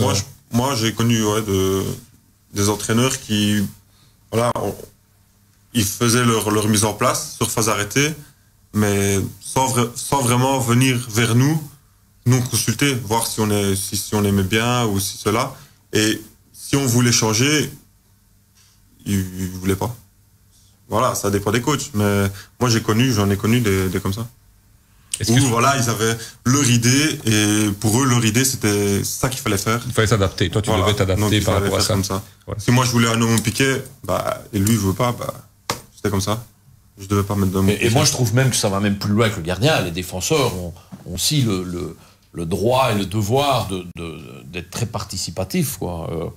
Moi, je me souviens à Metz, on a commencé en mixte, puis on est passé en zone, puis on est revenu quand les Argentins sont arrivés, ils n'étaient pas à l'aise du tout en zone, donc ils nous ont demandé si on nous trouvait, on est repassé en mixte. Moi, en équipe première, c'est l'efficacité qui prime. Il n'y a pas, c'est sûr que la zone, moi je préfère la zone, mais si demain, dans l'équipe, on n'est pas efficace en zone, je veux dire, c'est stupide de continuer comme ça. Tu passes à autre chose, de nouveau, tu cherches des solutions. Donc toi, tu es plus d'un avis consultatif, de voir un peu. Et c'est vrai qu'on a eu une émission avec Angel Cortés au niveau de Eupen, mais il disait, nous, on construit toute notre tactique avec les joueurs. Donc on discute ensemble, ils ont une part, et finalement, ils sont peut-être plus à l'aise. Surtout en équipe première, où l'efficacité prime. Chez les jeunes, moi, justement, quand j'ai commencé les cours d'entraîneur, on parlait de la zone totale. Je n'avais jamais vécu ça. Quand j'étais joueur, c'était toujours de la mixte. Donc... Et puis je me dis, en réserve au standard, on est un peu aussi un laboratoire. Donc je me dis, pourquoi pas essayer, puisqu'on préconisait ça à l'école d'entraîneur. Puis je me suis rendu compte que c'était génial, ça marchait très bien. Ok, on avait toujours des bons joueurs, mais ça marchait bien, c'était efficace. Et d'ailleurs, à Metz, je vous dis, on a commencé en mixte, et puis à un moment donné, on prenait des buts. Avec Albert Cartier, on a un peu discuté, on a fait de la zone, ça a très bien marché. Puis quand les Argentins sont arrivés, eux, ils étaient pas à l'aise. Donc on a rechangé. Voilà, c'est pas un problème. Il faut savoir ce qu'on peut faire justement dans les deux cas. Qu'est-ce qu'on fait quand on est comme ça? Qu'est-ce qu'on fait quand on est comme ça? C'est aussi, ça fait partie de l'écolage en école en jeune. Et puis en équipe adulte, c'est l'efficacité qui prime, je pense. Et on a quelques réactions sur le Facebook d'Arabelle, avec Emilio Roulens, qui a eu pas mal de questions sur FTV, qui a encore une question pour toi, Laurent, enfin pour tout le monde, en disant que qu'est-ce que vous pensez du fait de peut-être de faire autre chose que du foot dans l'apprentissage du gardien? On en parle aussi pour les joueurs. On dit aujourd'hui, quand tu fais un sport, il y a d'autres sports qui sont complémentaires dans le développement, que ce soit technique, physique et autres. Est-ce que pour les gardiens, c'est vrai aussi? Je pense que pour tout autre sport, par exemple, ma fille fait beaucoup de tennis. À la fédération de tennis, ils insistent pour qu'elle fasse un autre sport. Alors nous, on avait choisi de la mettre à l'athlétisme parce que ça développe certaines qualités motoires. Moi, je me souviens, à l'époque, il y avait quand même pas mal de gardiens de but qui jouaient à la balle pelote. Et jouer à la balle pelote, c'était intéressant pour eux au niveau de la portée, au niveau du trafic aérien. Ils avaient une meilleure portée que d'autres. Donc, je pense que c'est intéressant aussi pour développer d'autres facteurs soit visuels, d'autres facteurs psychomoteurs. Donc, pourquoi pas. Mais il faut que ce reste quand même compatible et limiter aussi les risques entre les sports. Je veux dire, Si vous prenez les maîtres au judo où ils risquent de se blesser plus facilement, ok, il faut essayer de trouver un sport qui est compatible avec le football. Je pense que ça peut être intéressant. Tu fais un autre sport, toi, Lucas? Maintenant, non. Mais non. Parce qu'on pense que tu ne peux plus ou bien... Bah oui, on déconseille toujours pour pas se blesser. Parce qu'on est quand même sous contrat avec le club. C'est comme aller faire Mais si du on parle ski. des jeunes, je pense, c'est ça. Oui, des jeunes. Maintenant, je veux dire aussi, c'est vrai qu'au niveau parfois contractuel, voilà, certains jouent au foot, puis ils jouent au mini-foot. Ouais. Hein, certains niveaux.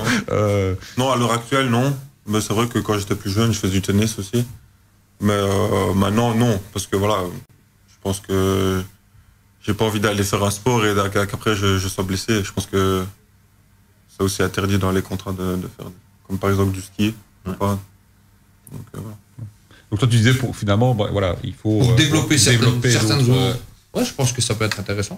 Je sais pas ce que tu en penses, toi, José. Oui, c'est vrai. Moi, je me souviens à l'époque, Pierre Drouguel à Robert Wasset, je l'avais envoyé au handball, gardien d'handball. Raymond Corbeil, Dieu ait son âme, aussi, il m'envoyait des fois, après l'entraînement de mini-foot à Ougré, il y avait l'entraînement de handball. Et quand ils n'avaient pas de gardien, parce qu'il estimait, et c'est vrai, ça a développé le fait de faire écran. Ouais. Tu vois, le gardien de handball, il est plutôt dans l'écran. Ah, ce qu'on voit aussi à l'époque chez Schmeichel. Ah, quand tu dis, toi, t'es fort dans le contrat, ben, tu prends de la place. Ouais. Et donc, mais c'était difficile. Hein. Wow. Mais c'est vrai que, comme dit Laurent, c'est des sports liés à ton rôle de gardien de but. On pourrait dire le mini-foot tennis, aussi, je veux dire, correspond bien à le squash aussi, on dit souvent. Ouais. Ah, tu vois, faire du vélo, par exemple, bah, je vois pas trop l'utilité. Non.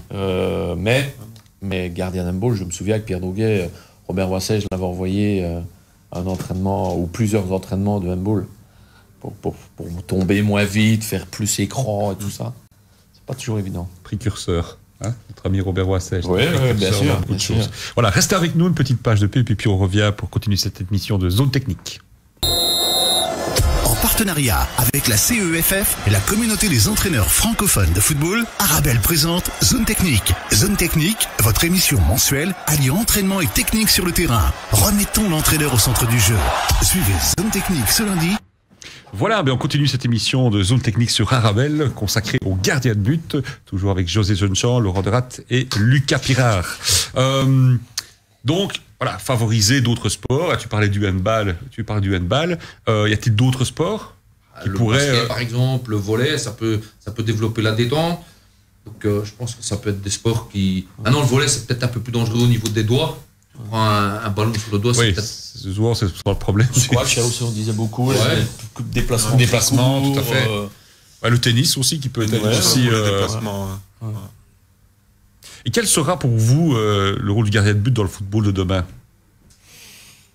Ça, c'est une bonne question. Ouais, Qu'est-ce que vous sentez? On voit quand même sur un rôle Si on beaucoup plus répond à offensif. ça avec exactitude, on va communiquer les numéros du loto. Bah, on va le retenir. le on va le rôle a retenir. ça a déjà tellement évolué. Ouais, il y a déjà très, Est-ce très que des complet, changements là. de règles pourraient encore vous faire avancer le rôle du gardien ou pas? Parce qu'on a vu que c'est quand même pas mal déjà aujourd'hui avec les dernières règles. Est-ce qu'il y a encore des règles qui pourraient faire encore évoluer ce rôle de gardien? Ou pas? Parce que parfois on se dit que les règles du foot, on a déjà été très loin, mais on voit quand même que finalement on a toujours... Enfin, on a Avec toujours les un 6 secondes, moi, des fois je pense à comme ça. le basketball en fait, tu veux dire de Oui, passer... mais que par exemple, les 6 secondes, même quand il joue au pied, au sol, il a 6 secondes pour prendre sa décision, quoi. Ah oui. Ah. Mais alors, est-ce qu'on ne reviendrait pas vers un football kick and rush, quoi? Voilà. Ouais. Bah, j'ai Ouais. pas de solution, j'arrose, Ouais, quoi. ouais. Voilà. Moi, je pense qu'on est déjà très loin dans Ouais, tout ce qui je est pense qu'on est intensité, déjà dans tout ce qui est technique. Presque au max. Mais c'est une bonne question. Pouvoir y répondre, ce serait magnifique, que- précurseur. On voit dans beaucoup de sports maintenant, aussi au niveau spectaculaire, hein, on l'a vu dans le basketball aussi, on essaye de finalement forcer d'avoir le jeu plus offensif, c'est-à-dire que par perdre moins de temps, donc voilà. Ouais, maintenant, comme je vous ai dit, il y a une arme à double tranchant. Si tu donnes un certain laps de temps, par exemple, pour te retrouver dans le camp adverse, Ouais, ouais. tu risques peut-être de... Il y aura plus de construction, ce ballon va taper Ouais. et on Ouais. court après. Alors qu'en basket, il y a un temps limité, et Dieu Passer- sait si c'est tactique. Hein. Eux, ils font de la zone, claquement de doigts, ils passent de la zone à de l'individuel. J'aime bien aussi d'aller voir l'entraînement là au country hall. Ils ont pour chaque circuit préférentiel, ils ont une feuille. C'est la phase numéro 1, numéro 2, et ils étudient tout ça. Ils savent exactement ce Donc qu'ils doivent malgré faire. tout, ça reste très tactique et très posé. Comme Ouais, des fois, je me pose la question, mais je me dis, y répondre, c'est pas facile. Hein, parce qu'on est déjà tellement loin. Très loin. Mais il y aura quelque chose, je suis sûr. Ben, oui, parce que Et quoi même au niveau physique, hein, on parle le physique. Physique, on est loin. Hein, on est vraiment, c'est des Je athlètes. pense qu'on arrive. Je sais Voilà, pas, mon max, ouais. Bah, C'est compliqué de dire si on arrive au max, hein, parce que il y a peut-être 15 ans d'ici, on ne pouvait pas s'imaginer qu'on allait avoir bien un sûr. tel Mais résultat. c'est ça en fait, c'est ça de se dire. Mais je pense finalement, aussi qu'il y a des cultures. Moi, j'ai été en Angleterre, mais comme on disait tout à l'heure, la culture d'Angleterre, quand tu ne trouves pas le joueur en Angleterre, bah, tu vas à la salle de muscu, il y est. il est là. Ah, tous les mecs, il y a Kin Mangala, mais ils sont méconnaissables. J'ai vu Ibrahima Cissé il y a un mois, et je lui dis, bah, si tu arrêtes le foot, tu fais videur. Hein. Mais il a des épaules, il s'est développé, mais d'une manière incroyable. Donc je vais dire, mais c'est la culture du pays. Aujourd'hui, en Belgique, on a quand même un championnat, moi je trouve, de qualité, hein, où l'intensité est présente, les duels, le championnat belge, moi je trouve qu'il est complet. Ah oui, il est très décrié, mais moi, Oui, c'est ça en fait qui est. Oui, en t'écoutant justement, j'ai tous ces messages que je lis et autres. On décrit, on dit ouais, mais le foot du niveau belge, il est catastrophique. C'est plus comme c'était. Et toi, José, non. Pour toi, tu dis. Non, moi, j'ai voyagé, j'ai fait l'Angleterre, j'ai fait la France et la France 4 ans. Et j'ai fait la nationale, de la Ligue 2, de la Ligue 1. Non. Moi, je trouve qu'en Belgique, on travaille très bien. Il y a avec les moyens et le petit pays qu'on a, je trouve qu'on travaille très bien. Alors, on ne doit pas s'endormir. La preuve aussi, l'équipe nationale belge, les gens, ils ont quand même été formés en Belgique, pas tous, mais l'académie du Standard, je vais dire à Genk, voilà des années, à Anderlecht, on a développé beaucoup de jeunes qui aujourd'hui jouent en équipe nationale. Hein. Et maintenant, c'est de préparer la suivante. Et quand je vois l'équipe du Standard aujourd'hui, je me dis que la saison du Standard n'est pas si négative que ça. Je leur souhaite d'être dans les 4 premiers. Mais d'ailleurs, ils peuvent encore y être. Mais surtout, il y a Bodard, Siquet, Pavlovic, Rasker, Tapsoba, Balikwisha. C'est quand même sur la même année. Et ils jouent quand même les 5-6 premières. C'est quand même très positif. Je vais peut-être faire l'avocat du diable, mais est-ce que c'est parce qu'il n'y a plus beaucoup d'argent dans les caisses des clubs qu'on fait confiance plus aux jeunes ou pas? Ou c'est cette génération qui est là et maintenant, voilà, elle va ça doit être une stratégie de club. Moi, je ne vois pas qu'en Belgique, un club pourrait snober un bon jeune. Donc, c'est-à-dire que Arnaud Bodard, il est venu en équipe de jeunes au Standard, il a rien coûté jusque maintenant, et un jour, ils vont le vendre. C'est, je vais dire, la culture de nos championnats, nous. On doit fabriquer des jeunes qui nous rendent service, qui jouent un peu chez nous, et puis à un moment donné, ils ont fait ce qu'ils devaient faire, et ils passent à une étape supérieure, comme l'a fait Steven Defour, Marouane Fellaini, Axel. Ils sont partis, à un moment donné, ils sont là, puis t'en as un qui part, tu le rends pas, parce que tu sais aussi que derrière, t'as le jeune qui arrive, voilà, et sportivement, le Standard à cette époque-là était champion de Belgique, et puis après, ils te renflouent tes caisses financièrement. C'est le but du jeu aujourd'hui en Belgique. Mais former des jeunes, c'est ce qu'il y a de mieux pour avoir une vie financière sur du long terme. Tu peux pas faire que de l'acheter, c'est impossible en Belgique. Les ressources financières ne sont pas grandes assez. Est-ce que les jeunes gardiens ont autant de chance que les joueurs de champ, parce qu'il n'y a pas beaucoup de place à percer, justement? On voit le cas d'Arnaud Bodard, mais... On prend le cas de Thibaut Courtois. Il a quand même été formé en Belgique. Bien sûr. Il a tout fait en Belgique. Il a quand même maintenant le meilleur gardien du monde. Real de Madrid, Chelsea. On a quand même 2 Belges qui aujourd'hui jouent au Real de Madrid. Et il y en a un, comme dit Laurent, il a été formé en Belgique jusqu'à l'équipe première. Coupe Castells. Il joue quand même en Bundesliga. Hein. Donc je pense moi je trouve qu'en Belgique, on est trop humble. Même dans les entraîneurs, on est trop humble. Oui. Dans d'autres pays, moins. On va pas les citer, nos voisins français, par exemple. Voilà. Mais parfois, je pense que en Belgique, les entraîneurs ne se vantent pas. Oui. Ouais, je me rappelle quand on a lancé le magazine Zone Technique de la CEF, beaucoup d'entraîneurs voulaient un magazine, belge francophone avec le football, la culture. Ok, il y a un magazine vestiaire qui est très très bien, mais qui était plus français, une culture française. Et puis quand je contactais certains entraîneurs, ils me disaient pourquoi moi? Je dis parce que tu as autant de connaissances, d'expérience que l'entraîneur français qui, dans le magazine vestiaire, à même niveau, tu vois, partage, tu vois. Donc on est trop humble, je trouve. Alors que, comme tu dis, quand tu vois la qualité de la formation belge qui est reconnue dans le monde entier, avec les joueurs qui jouent, même à beaucoup de sports, maintenant la Belgique est reconnue au niveau dans beaucoup de sports, mais on est trop, moi je trouve qu'on se vend pas assez. Et surtout avec les moyens qui sont à notre disposition. Quand je suis arrivé à Metz en national, donc division 3, il y avait 3 entraîneurs full-time dans leur école de jeunes. Moi, j'étais le premier entraîneur full-time au Standard, en U21. Il n'y avait pas un seul full-time. Et donc je suis resté 6 ans, pendant 3 ans, j'étais entraîneur au Standard, donc 7-8 entraînements semaine à l'époque.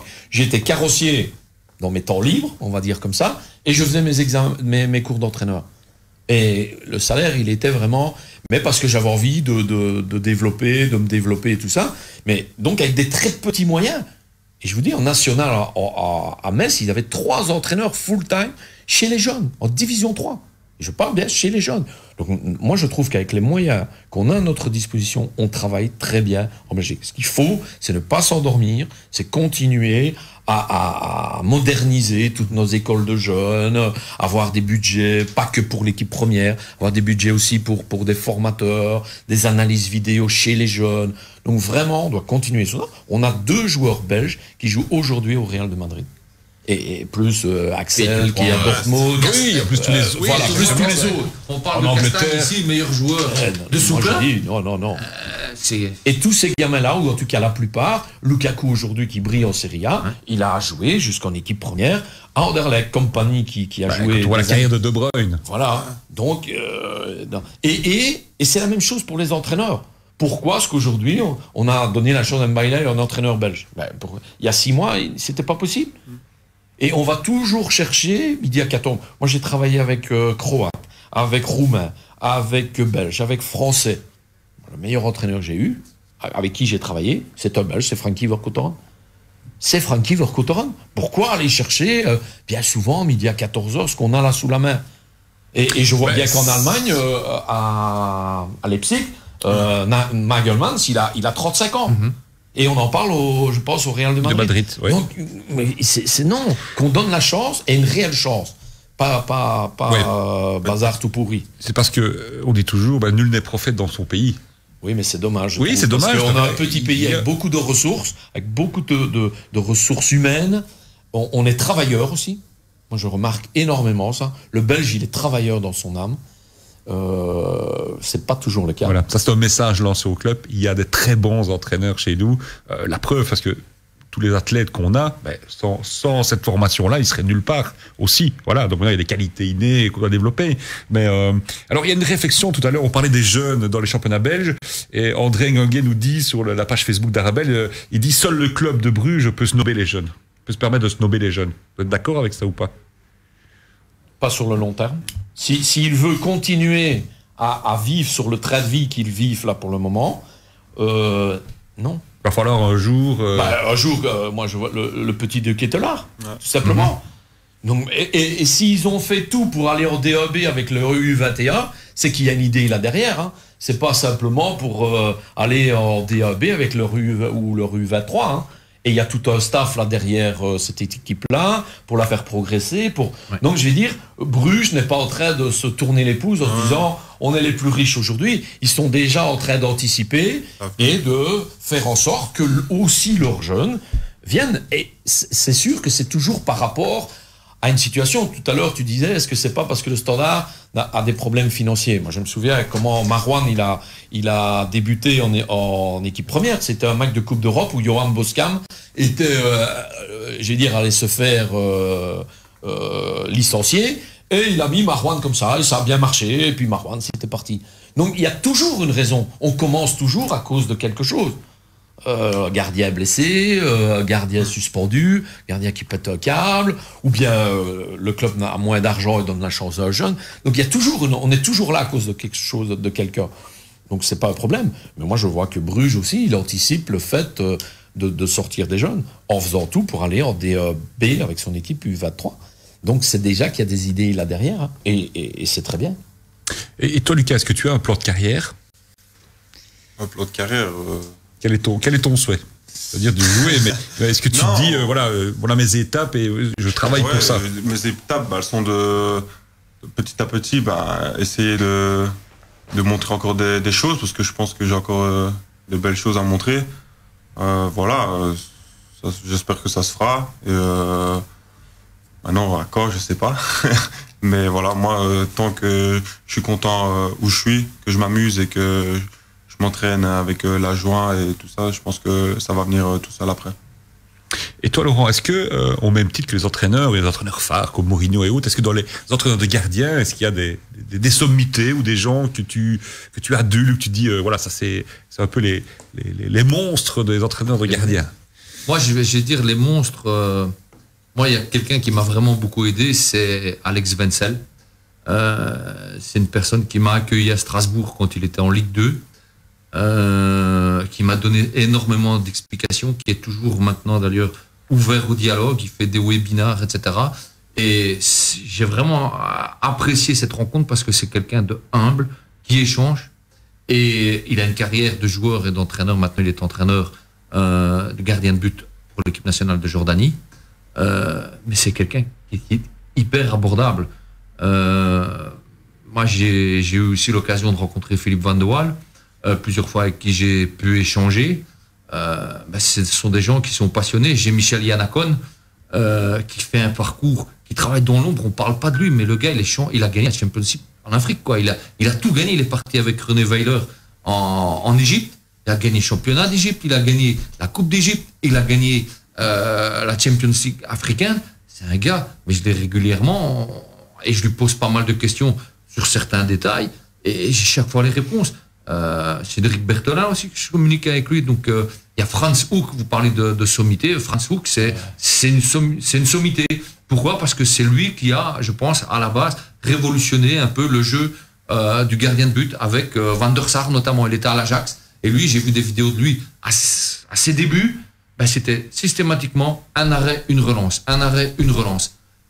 Et je pense que, ok, on a vu ça. Et puis, je crois que lui, il était un élément déclencheur dans l'évolution du poste de gardien de but, dans la qualité des relances, etc.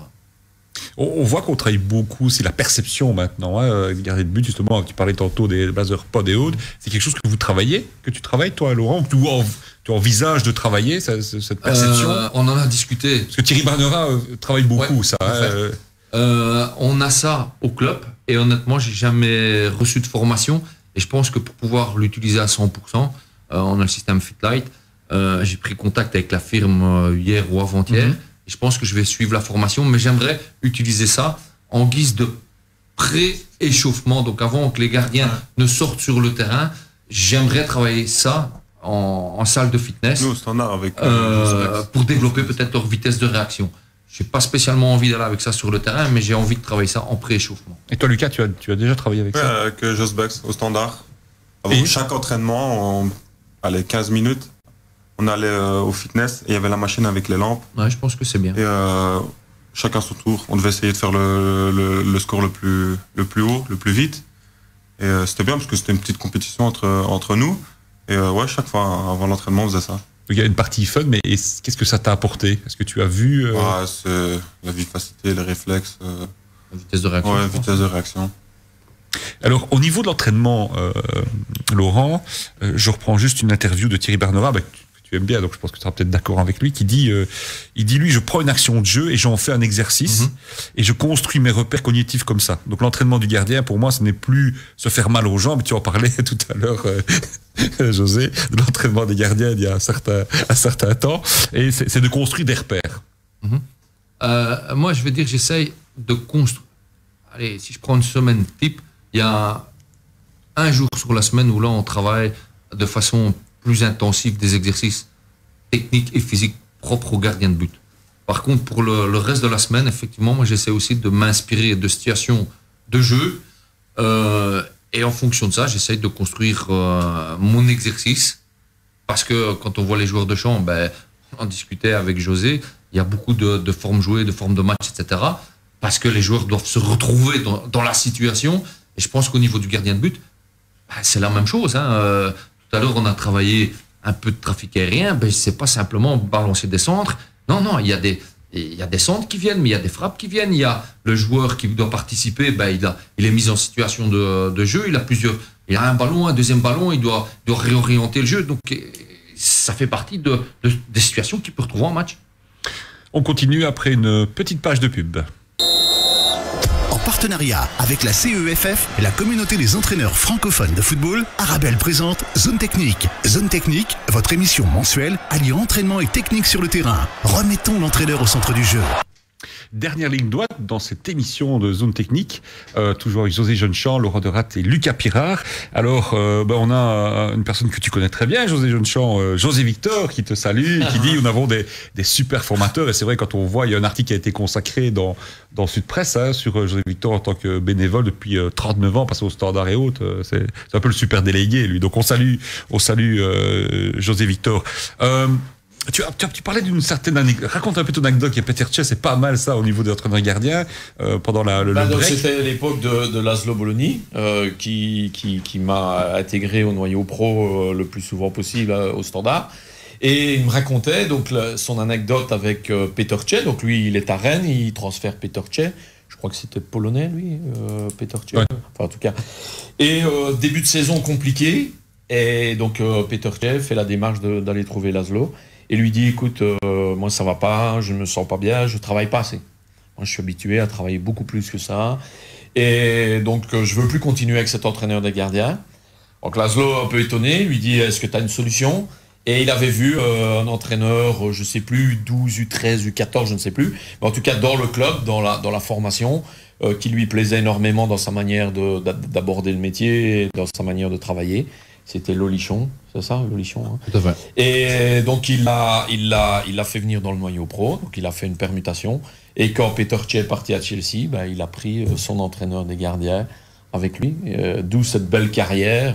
Donc ça tient des fois à peu de choses. Et maintenant, M. Lolichon est reconnu partout dans le monde pour être un entraîneur des gardiens. Mais de nouveau, nous avons un Belge, c'est Guy Martens. Moi, je me souviens au Standard, toutes les années, on nous annonçait Guy Martens. Je sais que Luciano, la famille de Nofrio, a tout fait pour le déloger, mais qui a formé aussi, et je trouve des gardiens avec beaucoup le même profil. Donc il y avait une marque. Et là, je pense à Logan, Bailly, Count-Castel, bien sûr notre gardien de l'équipe nationale, Thibaut Courtois. Donc je vais dire, de nouveau, nous avons en Belgique des entraîneurs de gardiens qui sont compétents, travailleurs. Ça, je me bats toujours parce que, franchement, j'ai voyagé et là, je peux dire, le Belge, il est travailleur. Il est travailleur. Il passe des heures sur son ordinateur à regarder les phases de jeu, à parler des phases de jeu, à élaborer des exercices à partir de lacunes qu'il a vues ou de points forts qu'il a vus. Donc, je vais dire, on est travailleur à la base. Le Belge, il est travailleur. Mais tu fais bien de le signaler parce que c'est vrai que les entraîneurs principaux ont plus de visibilité que les entraîneurs de gardiens. Alors c'est vrai que quand on gagne une coupe ou on a des lauriers, c'est vrai qu'on dit toujours on remercie le staff, mais c'est vrai que derrière on oublie souvent un peu tout que ce soit le préparateur physique et autres. Mais dans les entraîneurs de gardiens, c'est vrai que on n'en parle pas assez. On n'en parle pas assez en fait. On les met pas assez en avant. Un peu comme le rôle du gardien en fait. Voilà. Et on voit quand même que. Et je dirais en Belgique pour confirmer ce que tu dis. On a toujours le T1, le T2, le T3, c'est bien marqué sur le training. Là. Mais tu vas à l'étranger, non. Moi, j'ai travaillé beaucoup à Bruges, on avait un directeur technique français, François Vitali, mais on avait un staff. On avait un staff avec des compétences où quelqu'un s'occupe plus des phases arrêtées, l'autre est plus vidéo, l'autre est plus entraînement. Et ça fait un bon staff. Un staff, c'est une équipe, c'est la même chose.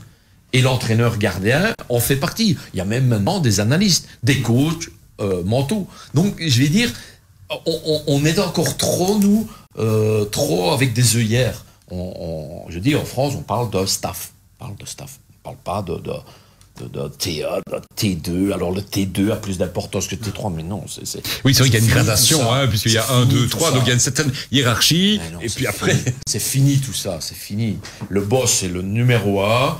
Et nous, le staff, entraîneur des gardiens compris, analyse compris, on doit tout faire pour lui faciliter la tâche. On est les assistants. Voilà. Tout faire pour que lui, il ait qu'à gérer. Et c'est pour ça que mon aventure, la deuxième aventure avec le Standard, je l'ai accepté. Parce que je me suis dit, là, tu vas voir en live tous les problèmes qu'un numéro 1 peut avoir. Moi, ce que je me reprocherais à ma première expérience comme assistant à Metz, c'est que je disais tout à Albert Cartier, mais tout à n'importe quel moment. Alors, ce que je disais, je dis toujours tout, parce que je suis comme ça, mais il y a un moment, je trouve, pour le dire. Quand ton coach il vient d'être battu et que tu vas encore aller le massacrer d'infos qui sont peut-être justes, mais c'est pas le moment. Attends un peu. Attends peut-être le décrassage, peut-être même le décrassage plus le jour de congé où il va te donner un petit coup de fil et là Donc je vais dire, c'est de choisir. La vie de numéro 1, c'est vraiment très compliqué. Il y a une pression, de nouveau, la gestion des émotions, elle est terrible. Et donc, tout le staff là, c'est hyper important. On doit décharger. Le staff, ça sert à décharger un numéro 1. Et dont l'entraîneur des gardiens en fait vraiment partie à part entière maintenant. Et il n'y a plus de TA, de T2, de T... Si, il y a toujours un décideur, mais il y a un staff qui travaille autour. Ça, c'est important. On l'a vu l'année passée au colloque de la CEF avec Michel Prudhomme, où on passe de l'entraîneur au manager. Et quand on voit finalement toutes les cellules qui dirigent, il délègue des responsabilités. Frankie Vercotteren ne travaille pas autrement. Frankie, il gère tout, il décide de tout, mais, je vais dire, nous, on met les manœuvres. On met tout en route. C'est lui qui décide du thème de l'entraînement. On lui propose certains exercices pour travailler ce thème d'entraînement, et c'est nous autres qui donnons. Et lui, il regarde, il est présent, et il intervient quand il croit bon d'intervenir. Voilà. Je veux dire, maintenant, le coach, c'est de nouveau, avant, on s'occupait de tout.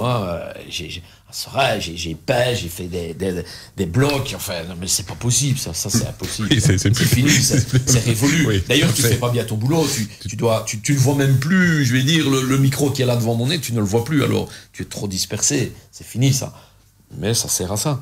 Voilà. Et toi, Laurent, est-ce que c'est peut-être parfois une source de frustration, peut-être ce manque de visibilité ou de reconnaissance de ton travail? Alors tu vas me dire, ton travail se voit à travers les gardiens, mais et ce manque de visibilité, est-ce que tu penses que ça peut être frustrant aussi pour un gardien? De mon côté, je fais vraiment abstraction de ça.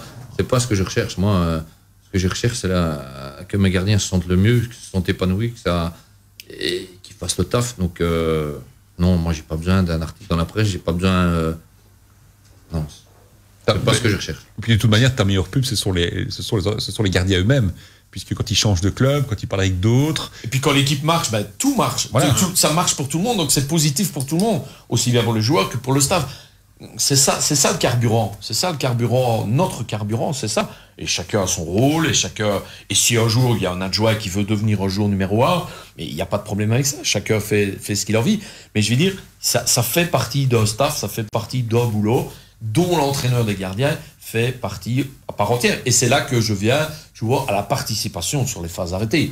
Moi, ça me semble essentiel de participer à ça. Je veux dire, dans les formes de match, souvent, l'entraîneur des gardiens, quand il y a une forme de match, l'entraîneur principal, il lui demande de venir avec ses gardiens pour les coacher. Voilà, c'est l'avenir, enfin, c'est le foot moderne, c'est l'entraînement moderne, c'est ça maintenant. Est-ce que, il y a une remarque assez intéressante, enfin, un peu humoristique de André Ngangoué sur la page Facebook d'Arabelle, en disant, est-ce que pour être entraîneur gardien, il faut pas être un peu fêlé parfois? Et on dit toujours un peu fou. Et moi, je me rappelle de Abran au Standard, quand il sortait un peu comme jour de mini-foot, il glissait, c'est vrai qu'il n'avait pas peur, il n'avait pas froid aux yeux. Est-ce qu'il faut aussi ce caractère de ne pas avoir froid aux yeux en tant que gardien? C'est sûr que c'est un peu à part par rapport aux joueurs, parce que on plonge. Nous, on met notre tête où les joueurs ont leur pied. Exactement. Donc, voilà. Mais je pense que tout le monde dit il faut être fou. Les gens ils pensent fou. Je pense fou mentalement. Mais je pense que c'est il faut pas avoir peur. C'est sur des risques calculés. Voilà, c'est ça. Je pense qu'on sait ce qu'on fait et c'est sûr qu'il faut pas avoir peur pour aller dans les pieds. Et voilà. Des fois, on fait des sorties un peu dangereuses. Voilà. C'est le métier. Et tu as une anecdote par rapport à ça, une sortie genre un peu... à Saint-Tron, je vais contre Standard à la maison, et il y a un centre, je vais pour boxer, et il y a un joueur qui vient, et je tape son genou dans la tête, et je finis la mi-temps. La première mi-temps, il restait 5 minutes, puis je rentre dans le vestiaire, et je me souvenais plus de rien du tout. Je savais plus ce qui s'était passé, et là, je suis sorti à la mi-temps, parce que ça allait plus. Mais même maintenant, je me rappelle pas. Il faut que je regarde le match pour me rappeler. Ah ouais. Mais voilà, c'était pas que j'ai saigné ou quoi, mais c'est vraiment un coup sur la tête, voilà. Et j'ai tout oublié. Tout oublié. Voilà. Est-ce que on a vu Peter Cech qui jouait avec son casque là? Est-ce que c'est quelque chose qui est préconisé ou pas, ou c'était juste un peu sa marque de fabrique finalement, lui?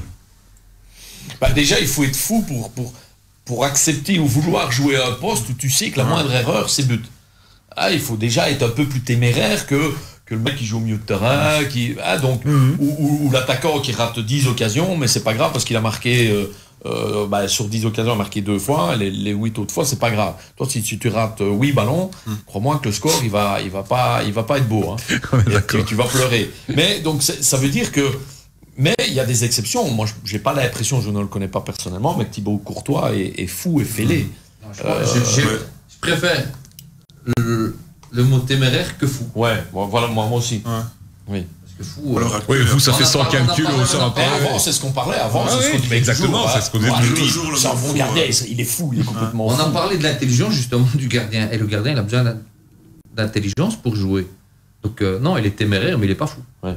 Est-ce que cette témérité fait peur à l'adversaire? Est-ce que le style de jeu du gardien va justement influencer l'attaquant adverse par rapport... est-ce que ça joue? Moi, je pense. Moi, j'ai joué avec des joueurs qui me disaient, qui voyaient le gardien quand on était dans le tunnel. Oh là là là là là là là là, mais regarde-le, c'est ce que tu... On a eu... voilà, qui j'avais au Standard... l'entraîneur il est entraîneur de l'équipe réserve de Westerlo. C'était le deuxième gardien du Standard qui mesure 2 mètres. Voilà, Christophe Vanot. Et je me souviens un match à Genk où il joue et les joueurs, oh, the big man. Wow. Et j'étais, alors qu'il n'y avait pas plus gentil que Christophe Vanot. C'était dynamite, comme on disait. Mais il n'y avait pas plus gentil. Mais je me souviens aussi de Fred Halleux. Fred Halleux à Sorel, il faisait peur, hein. Parce qu'en plus, lui, il était téméraire. Hein. Mais c'est 95 kilos, 1m90 qui vient, qui charge. Hein. En plus, parce que on ne parle pas de ça, mais c'est très important. Le règlement, il n'est pas fait pour les gardiens. Hein. Et non, tout à fait. Tout à l'heure. Maintenant, quand tu as un contrat et que tu sais que tu es dans tes 16 mètres, tu touches à peine le penalty, le joueur en remet, il y a le VAR. Donc, je veux dire, c'est vraiment pas facile aujourd'hui. C'est d'ailleurs pour ça qu'on parle plus d'écran et de beaucoup moins venir se jeter dans les pieds. Mais à cette époque-là, c'était pas le cas. Hein. Quand Fred Halleux il sortait, l'attaquant, impressionnant. T'étais pas rassuré. Hein. T'étais pas rassuré. Donc, moi, je pense quand même Oliver Kahn, Schmeichel, quand ces mecs-là, ils arrivaient lancés. Maintenant, c'est un peu moins le cas parce que le règlement... Tu voulais plus frapper que d'aller... c'est ça. Maintenant, ça change. Ça change. Comme je dis, ça évolue. Ouais. Le règlement fait que tu es moins dans le duel. Tu oses moins aller dans le duel. Mais à cette époque-là, oulala. Ben, notre émission va toucher toute à sa fin. Quels sont nos gardiens de demain? Est-ce qu'il y a des gens, on parle d'Arnaud Bodard qui est assez jeune, mais est-ce qu'il y a d'autres gardiens en Belgique, dans le championnat, qui font que demain, on voit déjà qu'il y a déjà quelque chose et ils sont en devenir? Moi, j'espère toujours que ce Villard va être au-dessus là, oui. Ouais. J'espère qu'il fera des bons choix, qu'il va avoir la chance de pouvoir faire des choix aussi. Faut avoir, c'est de la chance de pouvoir avoir un choix déjà. D'avoir le choix, c'est une réelle chance. Donc, mais j'espère qu'il va y arriver. Je pense qu'il est temps qu'il commence à... Oui, ça il est temps, c'est sûr. Mais j'espère. Pas qu'il reste un éternel espoir. J'espère. Arnaud évidemment, parce que il est attachant déjà, voilà, et qu'il a démontré beaucoup de qualités. Faut avoir maintenant l'évolution de sa carrière, les choix aussi qu'il fera, qu'il posera. Oui, parce qu'il ne faut pas aller trop vite non plus. Non. Ouais, parce qu'on a vu même des jours de champ. Moi, je vois toujours une carrière quand même intelligente. C'est quand même Witsel, qui au départ, il n'est pas parti directement d'Angleterre ou en Allemagne, il était à Benfica, il a passé des étapes. Et on voit finalement d'autres aussi. Mais je crois qu'Arnaud a cet entourage-là. Voilà. Je pense réellement. Donc ça, c'est un atout supplémentaire pour lui. Mais c'est sûr que quand tu joues déjà à son âge au Standard de Liège, il ne faut pas vouloir aller trop vite, pas vouloir faire les bons choix après. C'est une question aussi d'agent. Bien sûr, l'entourage, l'agent fait partie de l'entourage. Hein. D'accord avec José. Mika? Pareil. Il y a la réussite, c'est vrai qu'il y a la réussite, mais derrière ça, il y a aussi, on sait qu'il y a le relationnel et aussi qu'il y a les agents aussi qui sont là. Ça joue beaucoup aussi. Ouais. Et puis je ne lui souhaite pas, ou le plus tard possible, mais il aura à un moment donné un creux, un problème, une blessure, je ne sais rien, je vais dire. Donc c'est là aussi qu'il devra être fort, qu'il mais je ne doute pas une seule seconde qu'il le sera et qu'il arrivera à passer au-dessus. Voilà, nous au Standard, on croyait vraiment que Anthony Maurice allait le faire, par exemple. Oui, c'est vrai que vraiment Otto allait être le gardien. Après, est-ce qu'il est tombé au mauvais moment, ses blessures aussi. On lui a pas laissé beaucoup de crédit, mais on misait beaucoup parce qu'il avait on pensait qu'il avait cette faculté, par exemple, de gérer le stress que peut je vais dire, donner tout ce stade mythique et tout ça. Mais il y a des belles évolutions aussi. Henrik van Conbroek, qui avait une forte personnalité, qui techniquement était peut-être un peu moins bien, mais qui avait une forte personnalité. Et je trouve que Henrik, il fait une très belle carrière. Il a énormément progressé techniquement. Ouais. Après, sa personnalité a fait que il a fait aussi un bon choix. Il est allé à Eupen, il a joué pendant quelques années. Il était une personne importante dans l'équipe et dans le club. Et puis ça lui a ouvert les portes d'Anderlecht. Et détrôner Thomas Didillon, que je connais aussi très bien, de Metz, c'est pas rien. Non, parce que aussi Thomas un bon gardien. Et justement, il y a Emilio Roulens qui nous dit il y a aussi Van der Voort à Genk. Je ne sais pas si quelqu'un le connaît. Ah non, je connais. Voilà. Si, c'est un jeune. Ouais, un jeune à Genk. Moi, j'ai vu aussi les gardiens du Club Next. Il y a Lemens, là, contre nous, c'est Lemens ou Lemens. Contre nous, il a fait un match extraordinaire. Je pense que Shinton aussi est repris en équipe nationale. Donc, ça bosse pas mal aussi du côté de Bruges, je pense. Il y a De Wolf aussi, qui est sur le banc maintenant. Ouais. Mais De Wolf, j'ai vu qu'il risquait de. Mais on est un pays de gardiens. Anvers. Oui, mais c'est ça aussi. Il y a une tradition belge au niveau des gardiens. Il y a toujours ça. Je vois, et je ne veux pas l'attaquer, mais le gardien de l'Antwerp, quand on me dit il est iranien, mais son profil correspond à sa nationalité. Alors c'est bizarre qu'on me dit un truc comme ça. Mais oui, je veux dire, tu sens qu'il a des qualités, il est grand, il est imposant, mais tu sens aussi que dans sa gestuelle, c'est un peu plus complexe, c'est un peu plus déstructuré et tout ça. Donc, mais nous, la Belgique, on est un pays de gardiens. On a toujours eu des bons gardiens et je pense qu'on en aura toujours parce qu'on a de la matière première très bonne et qu'on a des bons formateurs. Voilà.